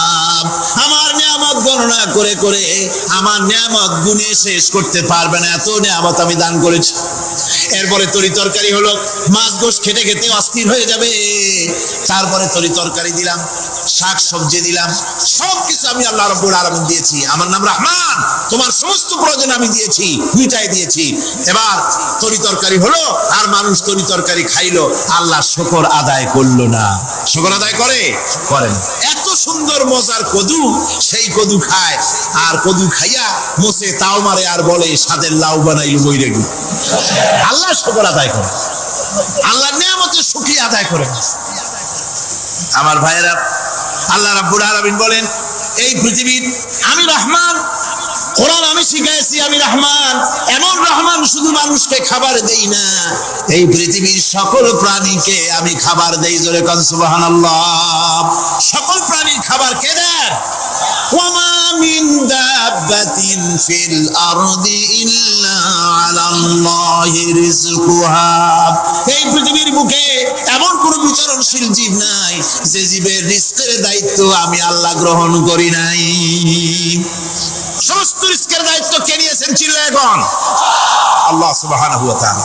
আচ্ছা, আপনি কোন তো দেখি, একজন জমিদার, একজন বড় লোক, চৌধুরী, খুব বড় লোক, তার বাড়িতে 20 জন লোক গেছে রাতের বেলায়। 20 জন লোক গিয়ে মেহমান হইলো। মেহমান হইয়া তারা বলতেছে, সাহেব আমরা তো মেহমান, আমি এক একজন এক এক রকমের খাবার চাইলো। একজনে বললো আমি হরিণ খাবো, আর একজনে কয় আমি মুরগি খাবো, আর একজনে বললো আমি খরগোশ খাবো, আর একজনে বললো আমি হাতি খাবো, আর একজনে বললো আমি ছাগল খাবো। 20 জন মানুষের 20 রকমের খাবার চাইলো। একজনে কয় বোয়াল মাছ খাবো, আর একজনে কয় রুই মাছ খাবো। 20 জনে 20 রকমের খাবার দাবি করলো। বলেন, জমিদার তো বাড়িদারে, জমিদারের বাপ, সেও কি পারবে 20 জনকে 20 রকমের খাবার পরিবেশন করতে? কোনো প্রস্তুতি ছাড়া পারবে? কোনো প্রস্তুতি ছাড়া জমিদার হোক, রাজা বাদশা হোক, 20 জন মানুষের খাবার 20 রকমের দিতে পারে না। আর আল্লাহ এমন রহমান, এই পৃথিবীর লক্ষ কোটি কোটি জাতির প্রাণীকে কোটি কোটি রকমের খাবার আল্লাহ রাব্বুল আলামিন পরিবেশন করতেছেন। সাপের খাবার একরকম, ব্যাঙের খাবার আর এক রকম। ব্যাঙে যা খায় সাপে তা খায় না, সাপে যা খায় ব্যাঙে তা খায় না। হাতির খাবার, গন্ডারের খাবার, ভল্লুকের খাবার, বাঘের খাবার, সিংহের খাবার, মানুষের খাবার, ছাগলের খাবার, মুরগির খাবার, মশার খাবার, সাপোকার খাবার, সমস্ত খাবার ভিন্ন ভিন্ন। আবার সমস্ত খাবারের মজা আল্লাহ রাব্বুল আলামিন আলাদা আলাদা করে দিয়েছেন।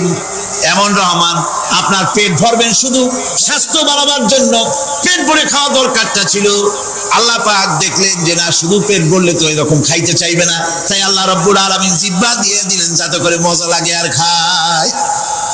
সব রকমের মজা, এক এক গোশতে, এক এক মাছে, এক এক তরকারিতে এক এক রকম মজা না, সব রকম মজা, সব এক রকম মজা, ভিন্ন ভিন্ন রকমের মজা। আল্লাহ পাক বলেন আমি রহমান, দেখো আমি কিভাবে খাওয়াই। ওয়া কাইয়্যিম মিন দাব্বাতিন লা তাহমিলু রিজকুহা আল্লাহু ইয়ারযুকুহা ওয়া ইয়্যাকুম। এই পৃথিবীতে এমন অনেক বিচরণশীল জীব আছে, যে প্রাণীরা নিজের জন্য কোনো সঞ্চয় করে না, সঞ্চয় করে শুধুমাত্র পৃথিবীর মানুষ। আর পিঁপড়ায় কিছু সঞ্চয় করে। অন্যান্য বহু প্রাণী আছে যাদের কোনো সঞ্চয় নাই।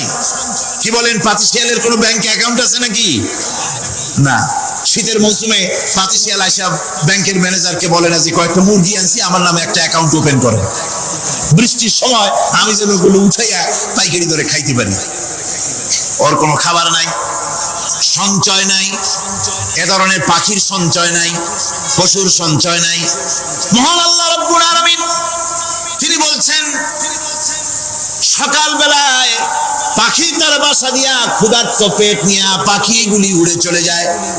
সাপ তার গর্ত থেকে বের হয় খালি পেটে, পাতি শৃগাল খালি পেট নিয়ে গর্ত থেকে বেরিয়ে যায়। তিমির মতো অত বড় প্রকাণ্ড প্রাণী, হাতির মতো প্রকাণ্ড প্রাণী, গরিলা, শিম্পাঞ্জি, ওরাংওটাং, পিঁপড়া থেকে শুরু করে নিয়ে প্রকাণ্ড তিমি পর্যন্ত সমস্ত প্রাণীগুলি সকালবেলায় খালি পেটে বেরিয়ে যায়। সারাদিন ঘোরাঘুরির পর আল্লাহ সুবহানাহু ওয়া তাআলা বলেন, সন্ধ্যাবেলায় সমস্ত প্রাণীর পেটগুলি ভরে আমি আল্লাহ তাদের বাসায় ফিরাইয়া দেই। আমি রহমান, এভাবেই করি। আমি আল্লাহ রাব্বুল আলামিন খাবারের বন্দোবস্ত করি, পড়ার বন্দোবস্ত করি, থাকার ব্যবস্থা করি। ইয়া আইয়ুহান নাসু যুকুরু নি'মাতাল্লাহি আলাইকুম হাল মিন খালিকিন গায়রুল্লাহ ইয়ারযুকুকুম মিনাস সামাই ওয়াল আরদ। ও পৃথিবীর মানুষেরা, ওই আল্লাহর স্মরণ করো, আল্লাহর নিয়ামতের শুকরিয়া আদায় করো যে আল্লাহ তোমাকে আকাশ থেকে, জমিন থেকে রিজিক দেন। ওই আল্লাহ ছাড়া আছে কি কেউ যে তোমাকে আকাশ থেকে রিজিক দেয়, জমিন থেকে রিজিক দেয়? লা ইলাহা ইল্লা হুয়া ফাআন্না তুফাকুন। ওই আল্লাহ ছাড়া কোনো ইলাহা নাই, কেন তোমরা বিভ্রান্ত হও? সে আল্লাহর দিকে ফিরে আসো। আল্লাহ বলছেন, এভাবে আমি সমস্ত পৃথিবীর মানুষের রুজি রুটির বন্দোবস্ত করি, সমস্ত প্রাণীর রুজি রুটির ব্যবস্থা করি। আমি সেই রহমান। সুবহানাল্লাহ বিহামদিহি। ওয়া ইলাহুকুম ইলাহু ওয়াহিদ লা ইলাহা ইল্লা হুয়ার রাহমানুর রাহিম। এই হচ্ছেন তোমাদের আল্লাহ। সুবহানাল্লাহ। আল্লাহ বলছেন, ওয়া ইলাহুকুম ইলাহু ওয়াহিদ, তিনি হচ্ছেন এক আল্লাহ, এক ইলাহ, যিনি ছাড়া কোনো ইলাহা নাই। তিনি হচ্ছেন রহমান। তিনি কি? রহমান। তিনি হচ্ছেন রহিম। তিনি তোমাদের সব কিছুর ব্যবস্থা করে দিয়ে থাকেন, কোনো জিনিস তোমাদেরকে বঞ্চিত করেন না। এই রহমান এমন রহমান যিনি তোমাদের সমস্ত নিয়ামত পূর্ণ করেন। আর রহমান এমন রহমান যে শুধু আপন আপন লোক দেখে তালাশ করে করে দেয় না, সকলকে দেয়। যারা নামাজ পড়ে তাদের দালান কোঠা বেশি হয়, যারা তাহাজ্জুদ পড়ে তাদের ব্যাংকে টাকার অভাব নাই, যারা হজ করে যাকাত দেয় তারা টাকার জ্বালায়, পয়সা কড়ির জ্বালায় অস্থির। এরকম নাকি? না, বরং নামাজ রোজা হজ যাকাত যারা করে বেশি খাঁটি মুসলমান, তাদের অভাব অভিযোগ আরো বেশি। যাদের কাছে নামাজ নাই, রোজা নাই, আল্লাহ পরকালের চিন্তা নাই, তাদের টাকা পয়সা, সোনা দানা, জায়গা জমিন, সৌন্দর্য, সুখ আর আরো অনেক বেশি। বরং এদের কম। আপন লোকের চাইতে শত্রুকে বরং আল্লাহ পাক বেশি দেন। আপন লোক মানে যারা দিনদার, ইমানদার, পরেজগার, নামাজি, এরা বরং কম পায়, ওরা বরং বেশি পায়। এমন কেউ নাই পৃথিবীতে শত্রুকে ডেকে বলবে আয় তোরেও দেই, কেউ নাই। একমাত্র আল্লাহ রাব্বুল আলামিন যিনি সকলকে দেন। এই পৃথিবীর কোন মূল্য আল্লাহ রাব্বুল আলামিনের কাছে নাই, একটা মশার দানার তুল্য মূল্য নাই। সেজন্য আল্লাহ পাক সকলকে নিয়ামত দেন, সকলকে ব্যবস্থা করেন। তাই এই কোরআন শরীফ আল্লাহ পাক তার মানুষের প্রতি এত দয়া মানুষের প্রতি, যে আল্লাহ পাকের দয়াটা কার? জোরে চিল্লায় কার দয়াটা কার? এত দয়া যে আল্লাহ পাকের মানুষের প্রতি রাস্তা চলার জন্য রাস্তা তৈরি করে দিলেন।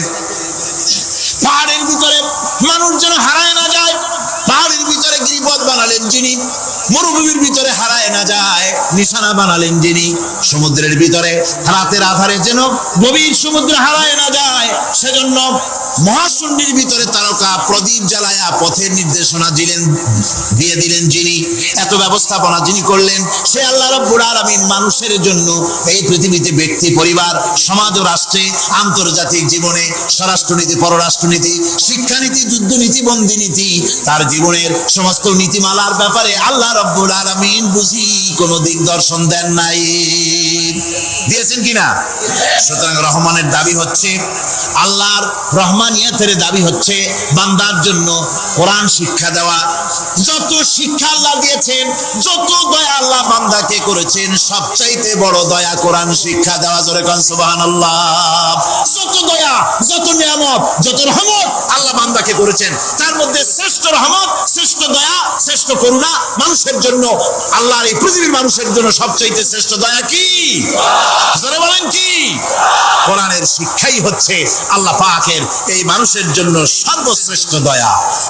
وسخر لكم ما في السماوات وما في الأرض, এই পৃথিবীতে যা কিছু তোমরা দেখতে পাও এই সব কিছুকে তোমার অনুগত করে দেওয়া হয়েছে, যাতে করে তোমার সাহায্য করতে পারে, তোমার সহযোগিতা করতে পারে।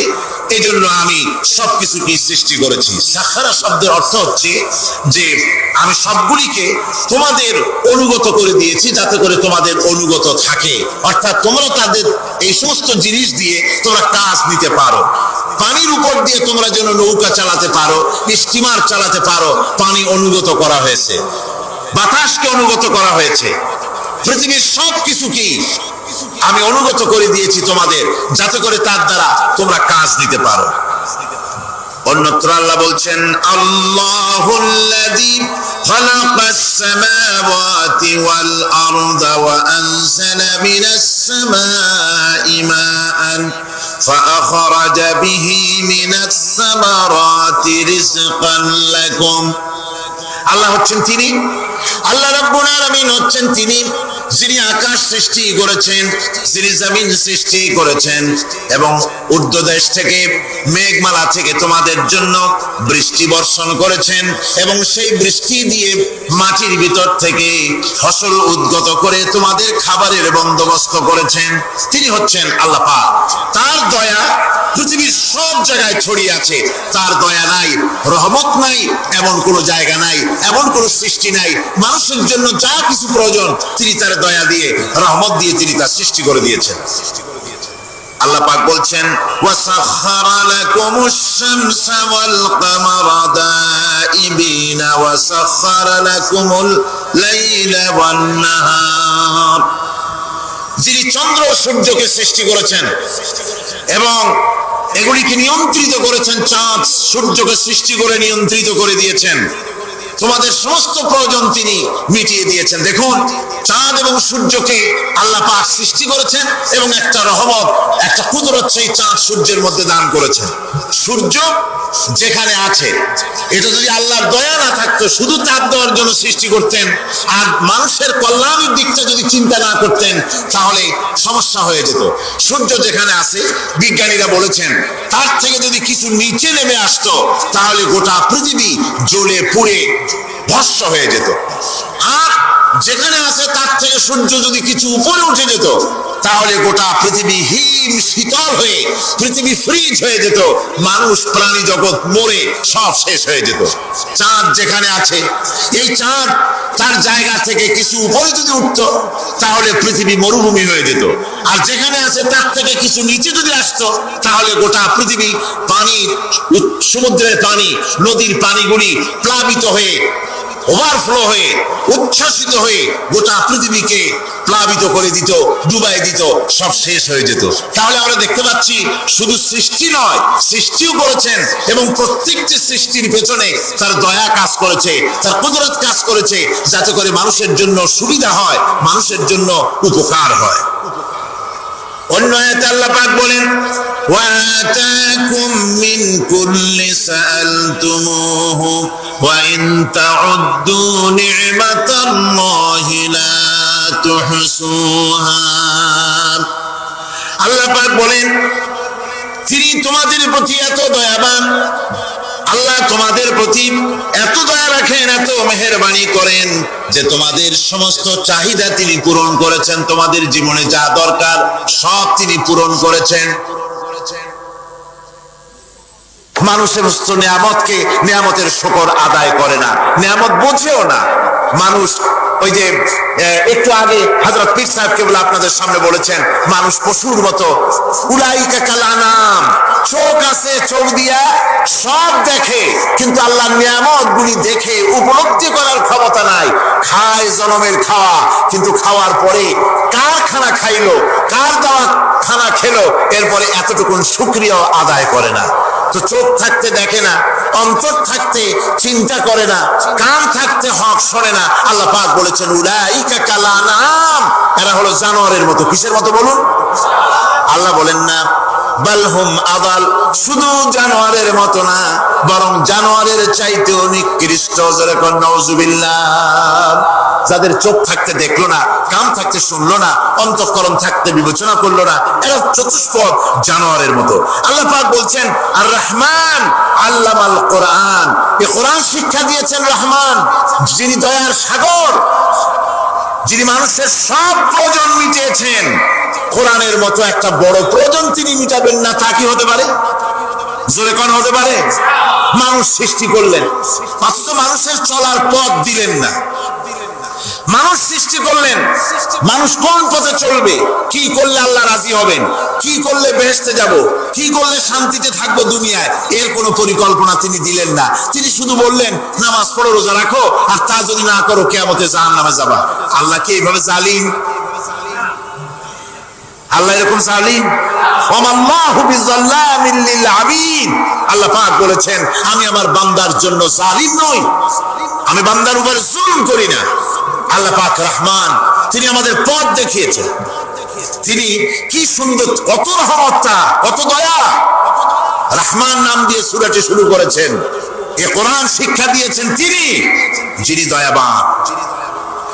আল্লাহ রাব্বুল আলামিন বলেন الذي جعل لكم الأرض مهدا وجعل لكم فيها سبلا لعلكم تهتدون।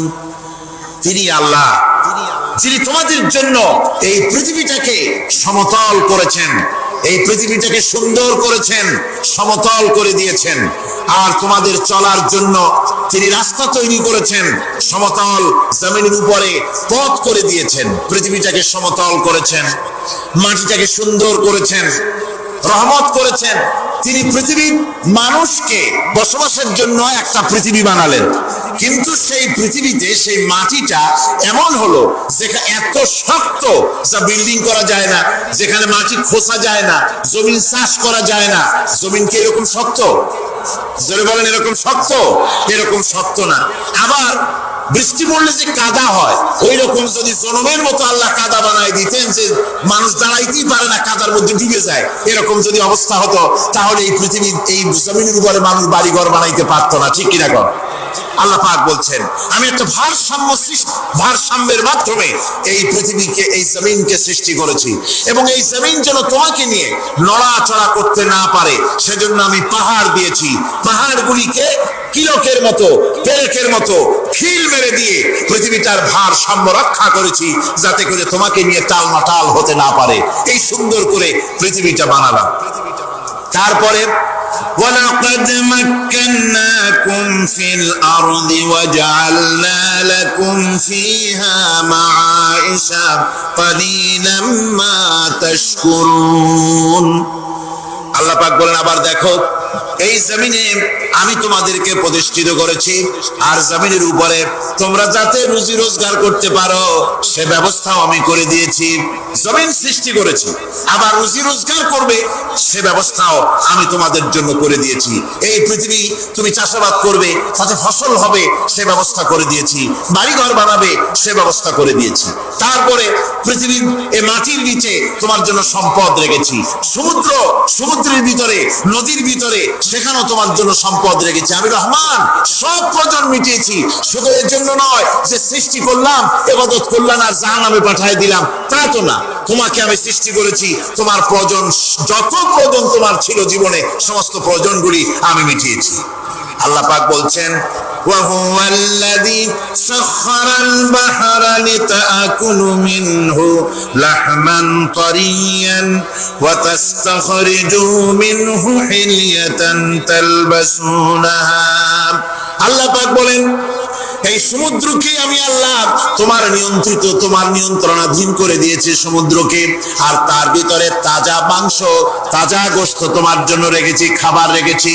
আবার তুমি পরিধান করতে পারো এমন জিনিসও, ব্যবহারের জিনিস সমুদ্রের মধ্যে রেখে দিয়েছি। তার মানে হলো সমুদ্রের ভেতরে, তার ভিতরে মাছ রয়েছে, টাটকা মাছ আছে, মণিমুক্তা আছে, স্থলভাগে পৃথিবীর মাটির উপরে যত জিনিস আছে, যত নিয়ামত আছে, সমুদ্রের তলদেশে তার কোনো অংশে কম নাই, বরং তার থেকে আরো বেশি আছে।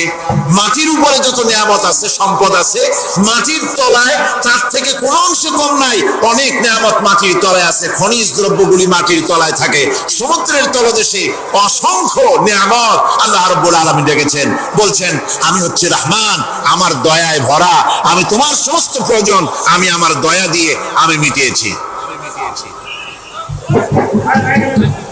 দরুদ শরীফ পড়েন, সালাতুন ইয়া রাসূলুল্লাহ আলাইকুম সালামুন ইয়া।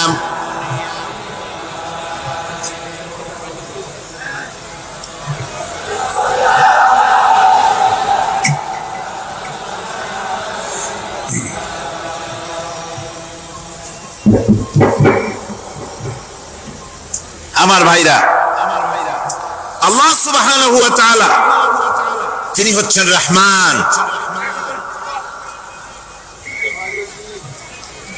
তিনি হচ্ছেন রহমান। জোরে বলেন, তিনি কি? দয়ার সাগর, যিনি মানুষের সমস্ত প্রয়োজন মিটিয়েছেন, তিনি কোরআন অবতীর্ণ করেছেন। আমি আল্লাহর দয়ার কথা, রহমান শব্দের ব্যাখ্যা আপনাদের সামনে করে সামনে এগোচ্ছি। মাঝখানে যারা হাঁটেন, এর আগেও আপনাদেরকে বহুবার বলা হয়েছে, কোরআনে কারীমের তাফসীরের মাহফিল, মাঝখান থেকে হাঁটা চলা কিন্তু বেয়াদবি। জোরে বলেন, এটা কি? এই বেয়াদবি কেউ করতে চেষ্টা করবেন না। আল্লাহ পাক বলছেন যে আমি এই পৃথিবী সৃষ্টি করলাম, মাটিতে তোমাদের জন্য চতুষ্পদ জন্তু সৃষ্টি করেছি, বাতাসের উপরে পাখিরা সাঁতার কাটছে, আর পানির ভিতরে মৎস্যরাজি রয়েছে। এ সমস্ত প্রাণীগুলি আত্মরক্ষার জ্ঞান আমি দান করেছি, তারা তোমাদের জন্য উপকার করে। সেই পশুগুলির পশম দিয়ে তোমাদের কাপড় চোপড় তৈরি হয়, তারপরে তার চামড়া তোমরা পরিধান করো। এই পশুগুলিও তোমাদের জন্য আমি এক নিয়ামত হিসেবে দিয়েছি। ওয়াল-আনআমা খালাকাহা লাকুম ফীহা দিফউন ওয়া মানাফিউ ওয়া মিনহা তা'কুলুন। আল্লাহ সুবহানাহু ওয়া তাআলা বলেন, আমি মানুষের জন্য পশু তৈরি করেছি, চতুষ্পদ জন্তু সৃষ্টি করেছি, যার পশম দিয়ে তোমাদের জন্য শীতের পোশাক তৈরি হয়।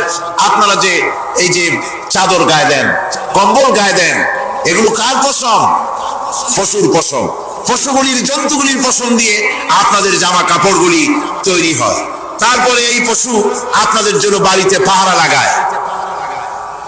আল্লাহ পাক বলছেন, এছাড়া এই পশুগুলি আমি এমন নিয়ামত দান করেছি, সমুদ্রের ভিতরে, জমিনের উপরে, মাটির তলায়, আবার আকাশের উপরে, জমিনের উপরে বিচরণশীল জীবগুলিও তোমার জন্য তৈরি করেছি। وَتَحْمِلُ أَثْقَالَكُمْ إِلَى بَلَدٍ لَّمْ تَكُونُوا بَالِغِيهِ إِلَّا بِشَقِّ الْأَنفُسِ। আল্লাহ পাক বলেন, এই পশুগুলি তোমাদের আরো অনেক উপকারে আছে। তোমাদের বোঝাগুলি, বড় বড় বোঝাগুলি তারা এক শহর থেকে আর এক শহরে, দূর থেকে দূরান্তরে পিঠে করে তারা বহন করে নিয়ে যায়, যা তোমরা বহন করতে পারতে না। তোমাদের জন্য দারুণ কষ্ট হতো, মুসিবত হতো। এই ধরনের বোঝাগুলি, পশুগুলি তোমাদের জন্য বহন করে নিয়ে যায়। গাধা, ঘোড়া, হাতি, আপনাদের বোঝাগুলিকে, বিরাট বিরাট বোঝা যা টানতে ট্রাক লাগে, মানুষের জন্য কষ্ট হয়, এই বোঝাগুলিও এই পশুর দ্বারা আল্লাহ পাক বহন করায় থাকে। আল্লাহ পাক বলছেন, ইন্না রাব্বাকুম লারাউফুর রাহিম। নিশ্চয়ই তোমাদের রব, তিনি তোমাদের প্রতি অত্যন্ত দয়াশীল, তার দয়া পৃথিবীর চতুর্দিকে ছড়িয়ে আছে। তিনি আমাদেরকে এই কোরআন নাযিল করেছেন, এই কোরআন আমাদেরকে শিক্ষা দিয়েছেন এমন এক রহমান, যার দয়া পৃথিবীর চতুর্দিকে সর্বত্র ছড়িয়ে আছে। আল্লাহর দয়া চতুর্দিকে কি ছড়িয়ে আছে? কোন? আল্লাহর দয়া, আল্লাহর মুহাব্বত, আল্লাহর করুণা সর্বত্র ছড়িয়ে আছে। আল্লাহ পাক বলছেন, পশু সৃষ্টি করলাম, পশুগুলি তোমাকে পাহারা দিল, তার গোশত তোমরা খেলে, তাকে দিয়ে তোমরা মাল বহন করলে, তার পশম দিয়ে জামা কাপড় বানালে।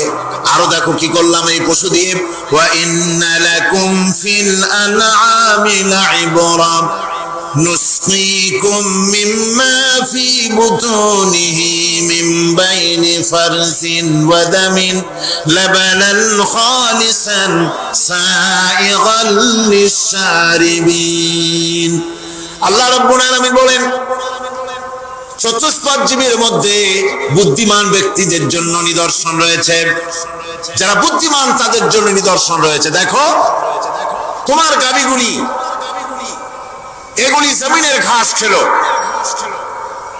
এই ঘাস খাওয়ার পর তার শরীরের ভিতরে রক্ত তৈরি হলো, পেশাব হলো, ময়লা হলো, সেই পেশাব ময়লা রক্ত ইত্যাদির ভেতর থেকে আমি তোমাদের জন্য দুধ তৈরি করে দিলাম। যেখান থেকে পেশাব বের হলো, পায়খানা বের হলো, তার পাশের থেকে স্বচ্ছ সুন্দর সুমিষ্ট সুস্বাদু দুধ আমি তোমাদের জন্য বের করে দিলাম। সুবহানাল্লাহ। দেখুন এই দুধ আল্লাহ পাক তৈরি করলেন। কাগজ তৈরি হয় যে মিল, কলকারখানায়, পেপার মিল। আপনারা যদি কোনো পেপার মিলে যান তো যে দেখবেন কাগজ তৈরি হয় গাছ দিয়ে। এই গাছগুলি মিলের মধ্যে মেশিনের মধ্যে ঢুকানো হয়, মেশিনের ভিতরে গাছটা ঢুকে মেশিনের তাপে, বৈদ্যুতিক তাপে এই গাছগুলি গলে যায়, পানি হয়ে যায়। তারপরে ছাকনা থাকে, নেট থাকে, কয়েকটা নেট থাকে, সেই ছাকনাগুলির ভিতর থেকে ছেঁকে এরপরে সেই পানিটা চলে আসে প্লেটের উপরে, এসে আস্তে আস্তে শক্ত হতে হতে সেটা কাগজে পরিণত হয়ে যায়, পানিটা আস্তে আস্তে কাগজে পরিণত হয়ে যায়। তো এই কাগজ তৈরি করতে গিয়ে কাগজটা থেকে যে ছাকনাগুলি দেওয়া হলো, নেট দেওয়া হলো, যাতে করে কোনো আবর্জনা না যায়, সেজন্য এতগুলি নেট সিস্টেম আছে, এতগুলি ছাকনার সিস্টেম আছে। কিন্তু তারপরেও এত সাবধানতা সত্ত্বেও আমরা দেখি কাগজে লিখতে গেলে কাগজের মধ্যে নিপের সাথে অ্যাক্সিডেন্ট হয়ে যায়, এ ধরনের আবর্জনা কাগজের মধ্যে দুই একটা থেকে যায়, অনেক কাগজের মধ্যে এরকম পাওয়া যায়, যায় কিনা ভাই? এবার আপনি দেখেন কাগজ তৈরি করার জন্য মিল কলকারখানার ভিতরে পেপার মিলে এতগুলো নেটের ব্যবস্থা থাকে, ছাকনার ব্যবস্থা থাকে, তারপরেও আবর্জনা কিছু কাগজের মধ্যে চলে আসে, দুই একটা থেকে যায়। কিন্তু ঘাস খেলো, কুটা খেলো, খড় খেলো, ভুসি খেলো, তুষি খেলো, গাবিতে খেলো, খাওয়ার পরে আল্লাহ রাব্বুল আলামিন এ দিয়ে দুধ বানালেন, এ দিয়ে পায়খানা হলো, পেশাব হলো, রক্ত হলো। দুধ যখন দহন করলেন, দুধ দহন করার সময় একটা ঘাসের কণাও কি তার মধ্যে পেয়েছেন? পাওয়া গেছে? যায় নাই। অথচ দুধ থাকে যে বাটের মধ্যে, ওটা কি বলে? ওলান বলে নাকি? যে ওলানের ভিতরে দুধ থাকে, ওইটা কাছে দেখেন, জবাও করে, গরু জবাও করে ওলানটা কাছে দেখে ওর ভিতরে কোনো নেট আছে, কোনো জাল আছে, কোনো ছাকনার ব্যবস্থা আছে? কিচ্ছু নাই। সুবহানাল্লাহ কইতে ইচ্ছে করে না ভাইরা? আল্লাহ রাব্বুল আলামিন বলেন এইভাবে করে পশুর ভিতরে তোমার জন্য কত, এক পশুতে কত উপকার করলাম, গোশত খাওয়ালাম, চামড়া দিয়া জামা বানায় দিলাম।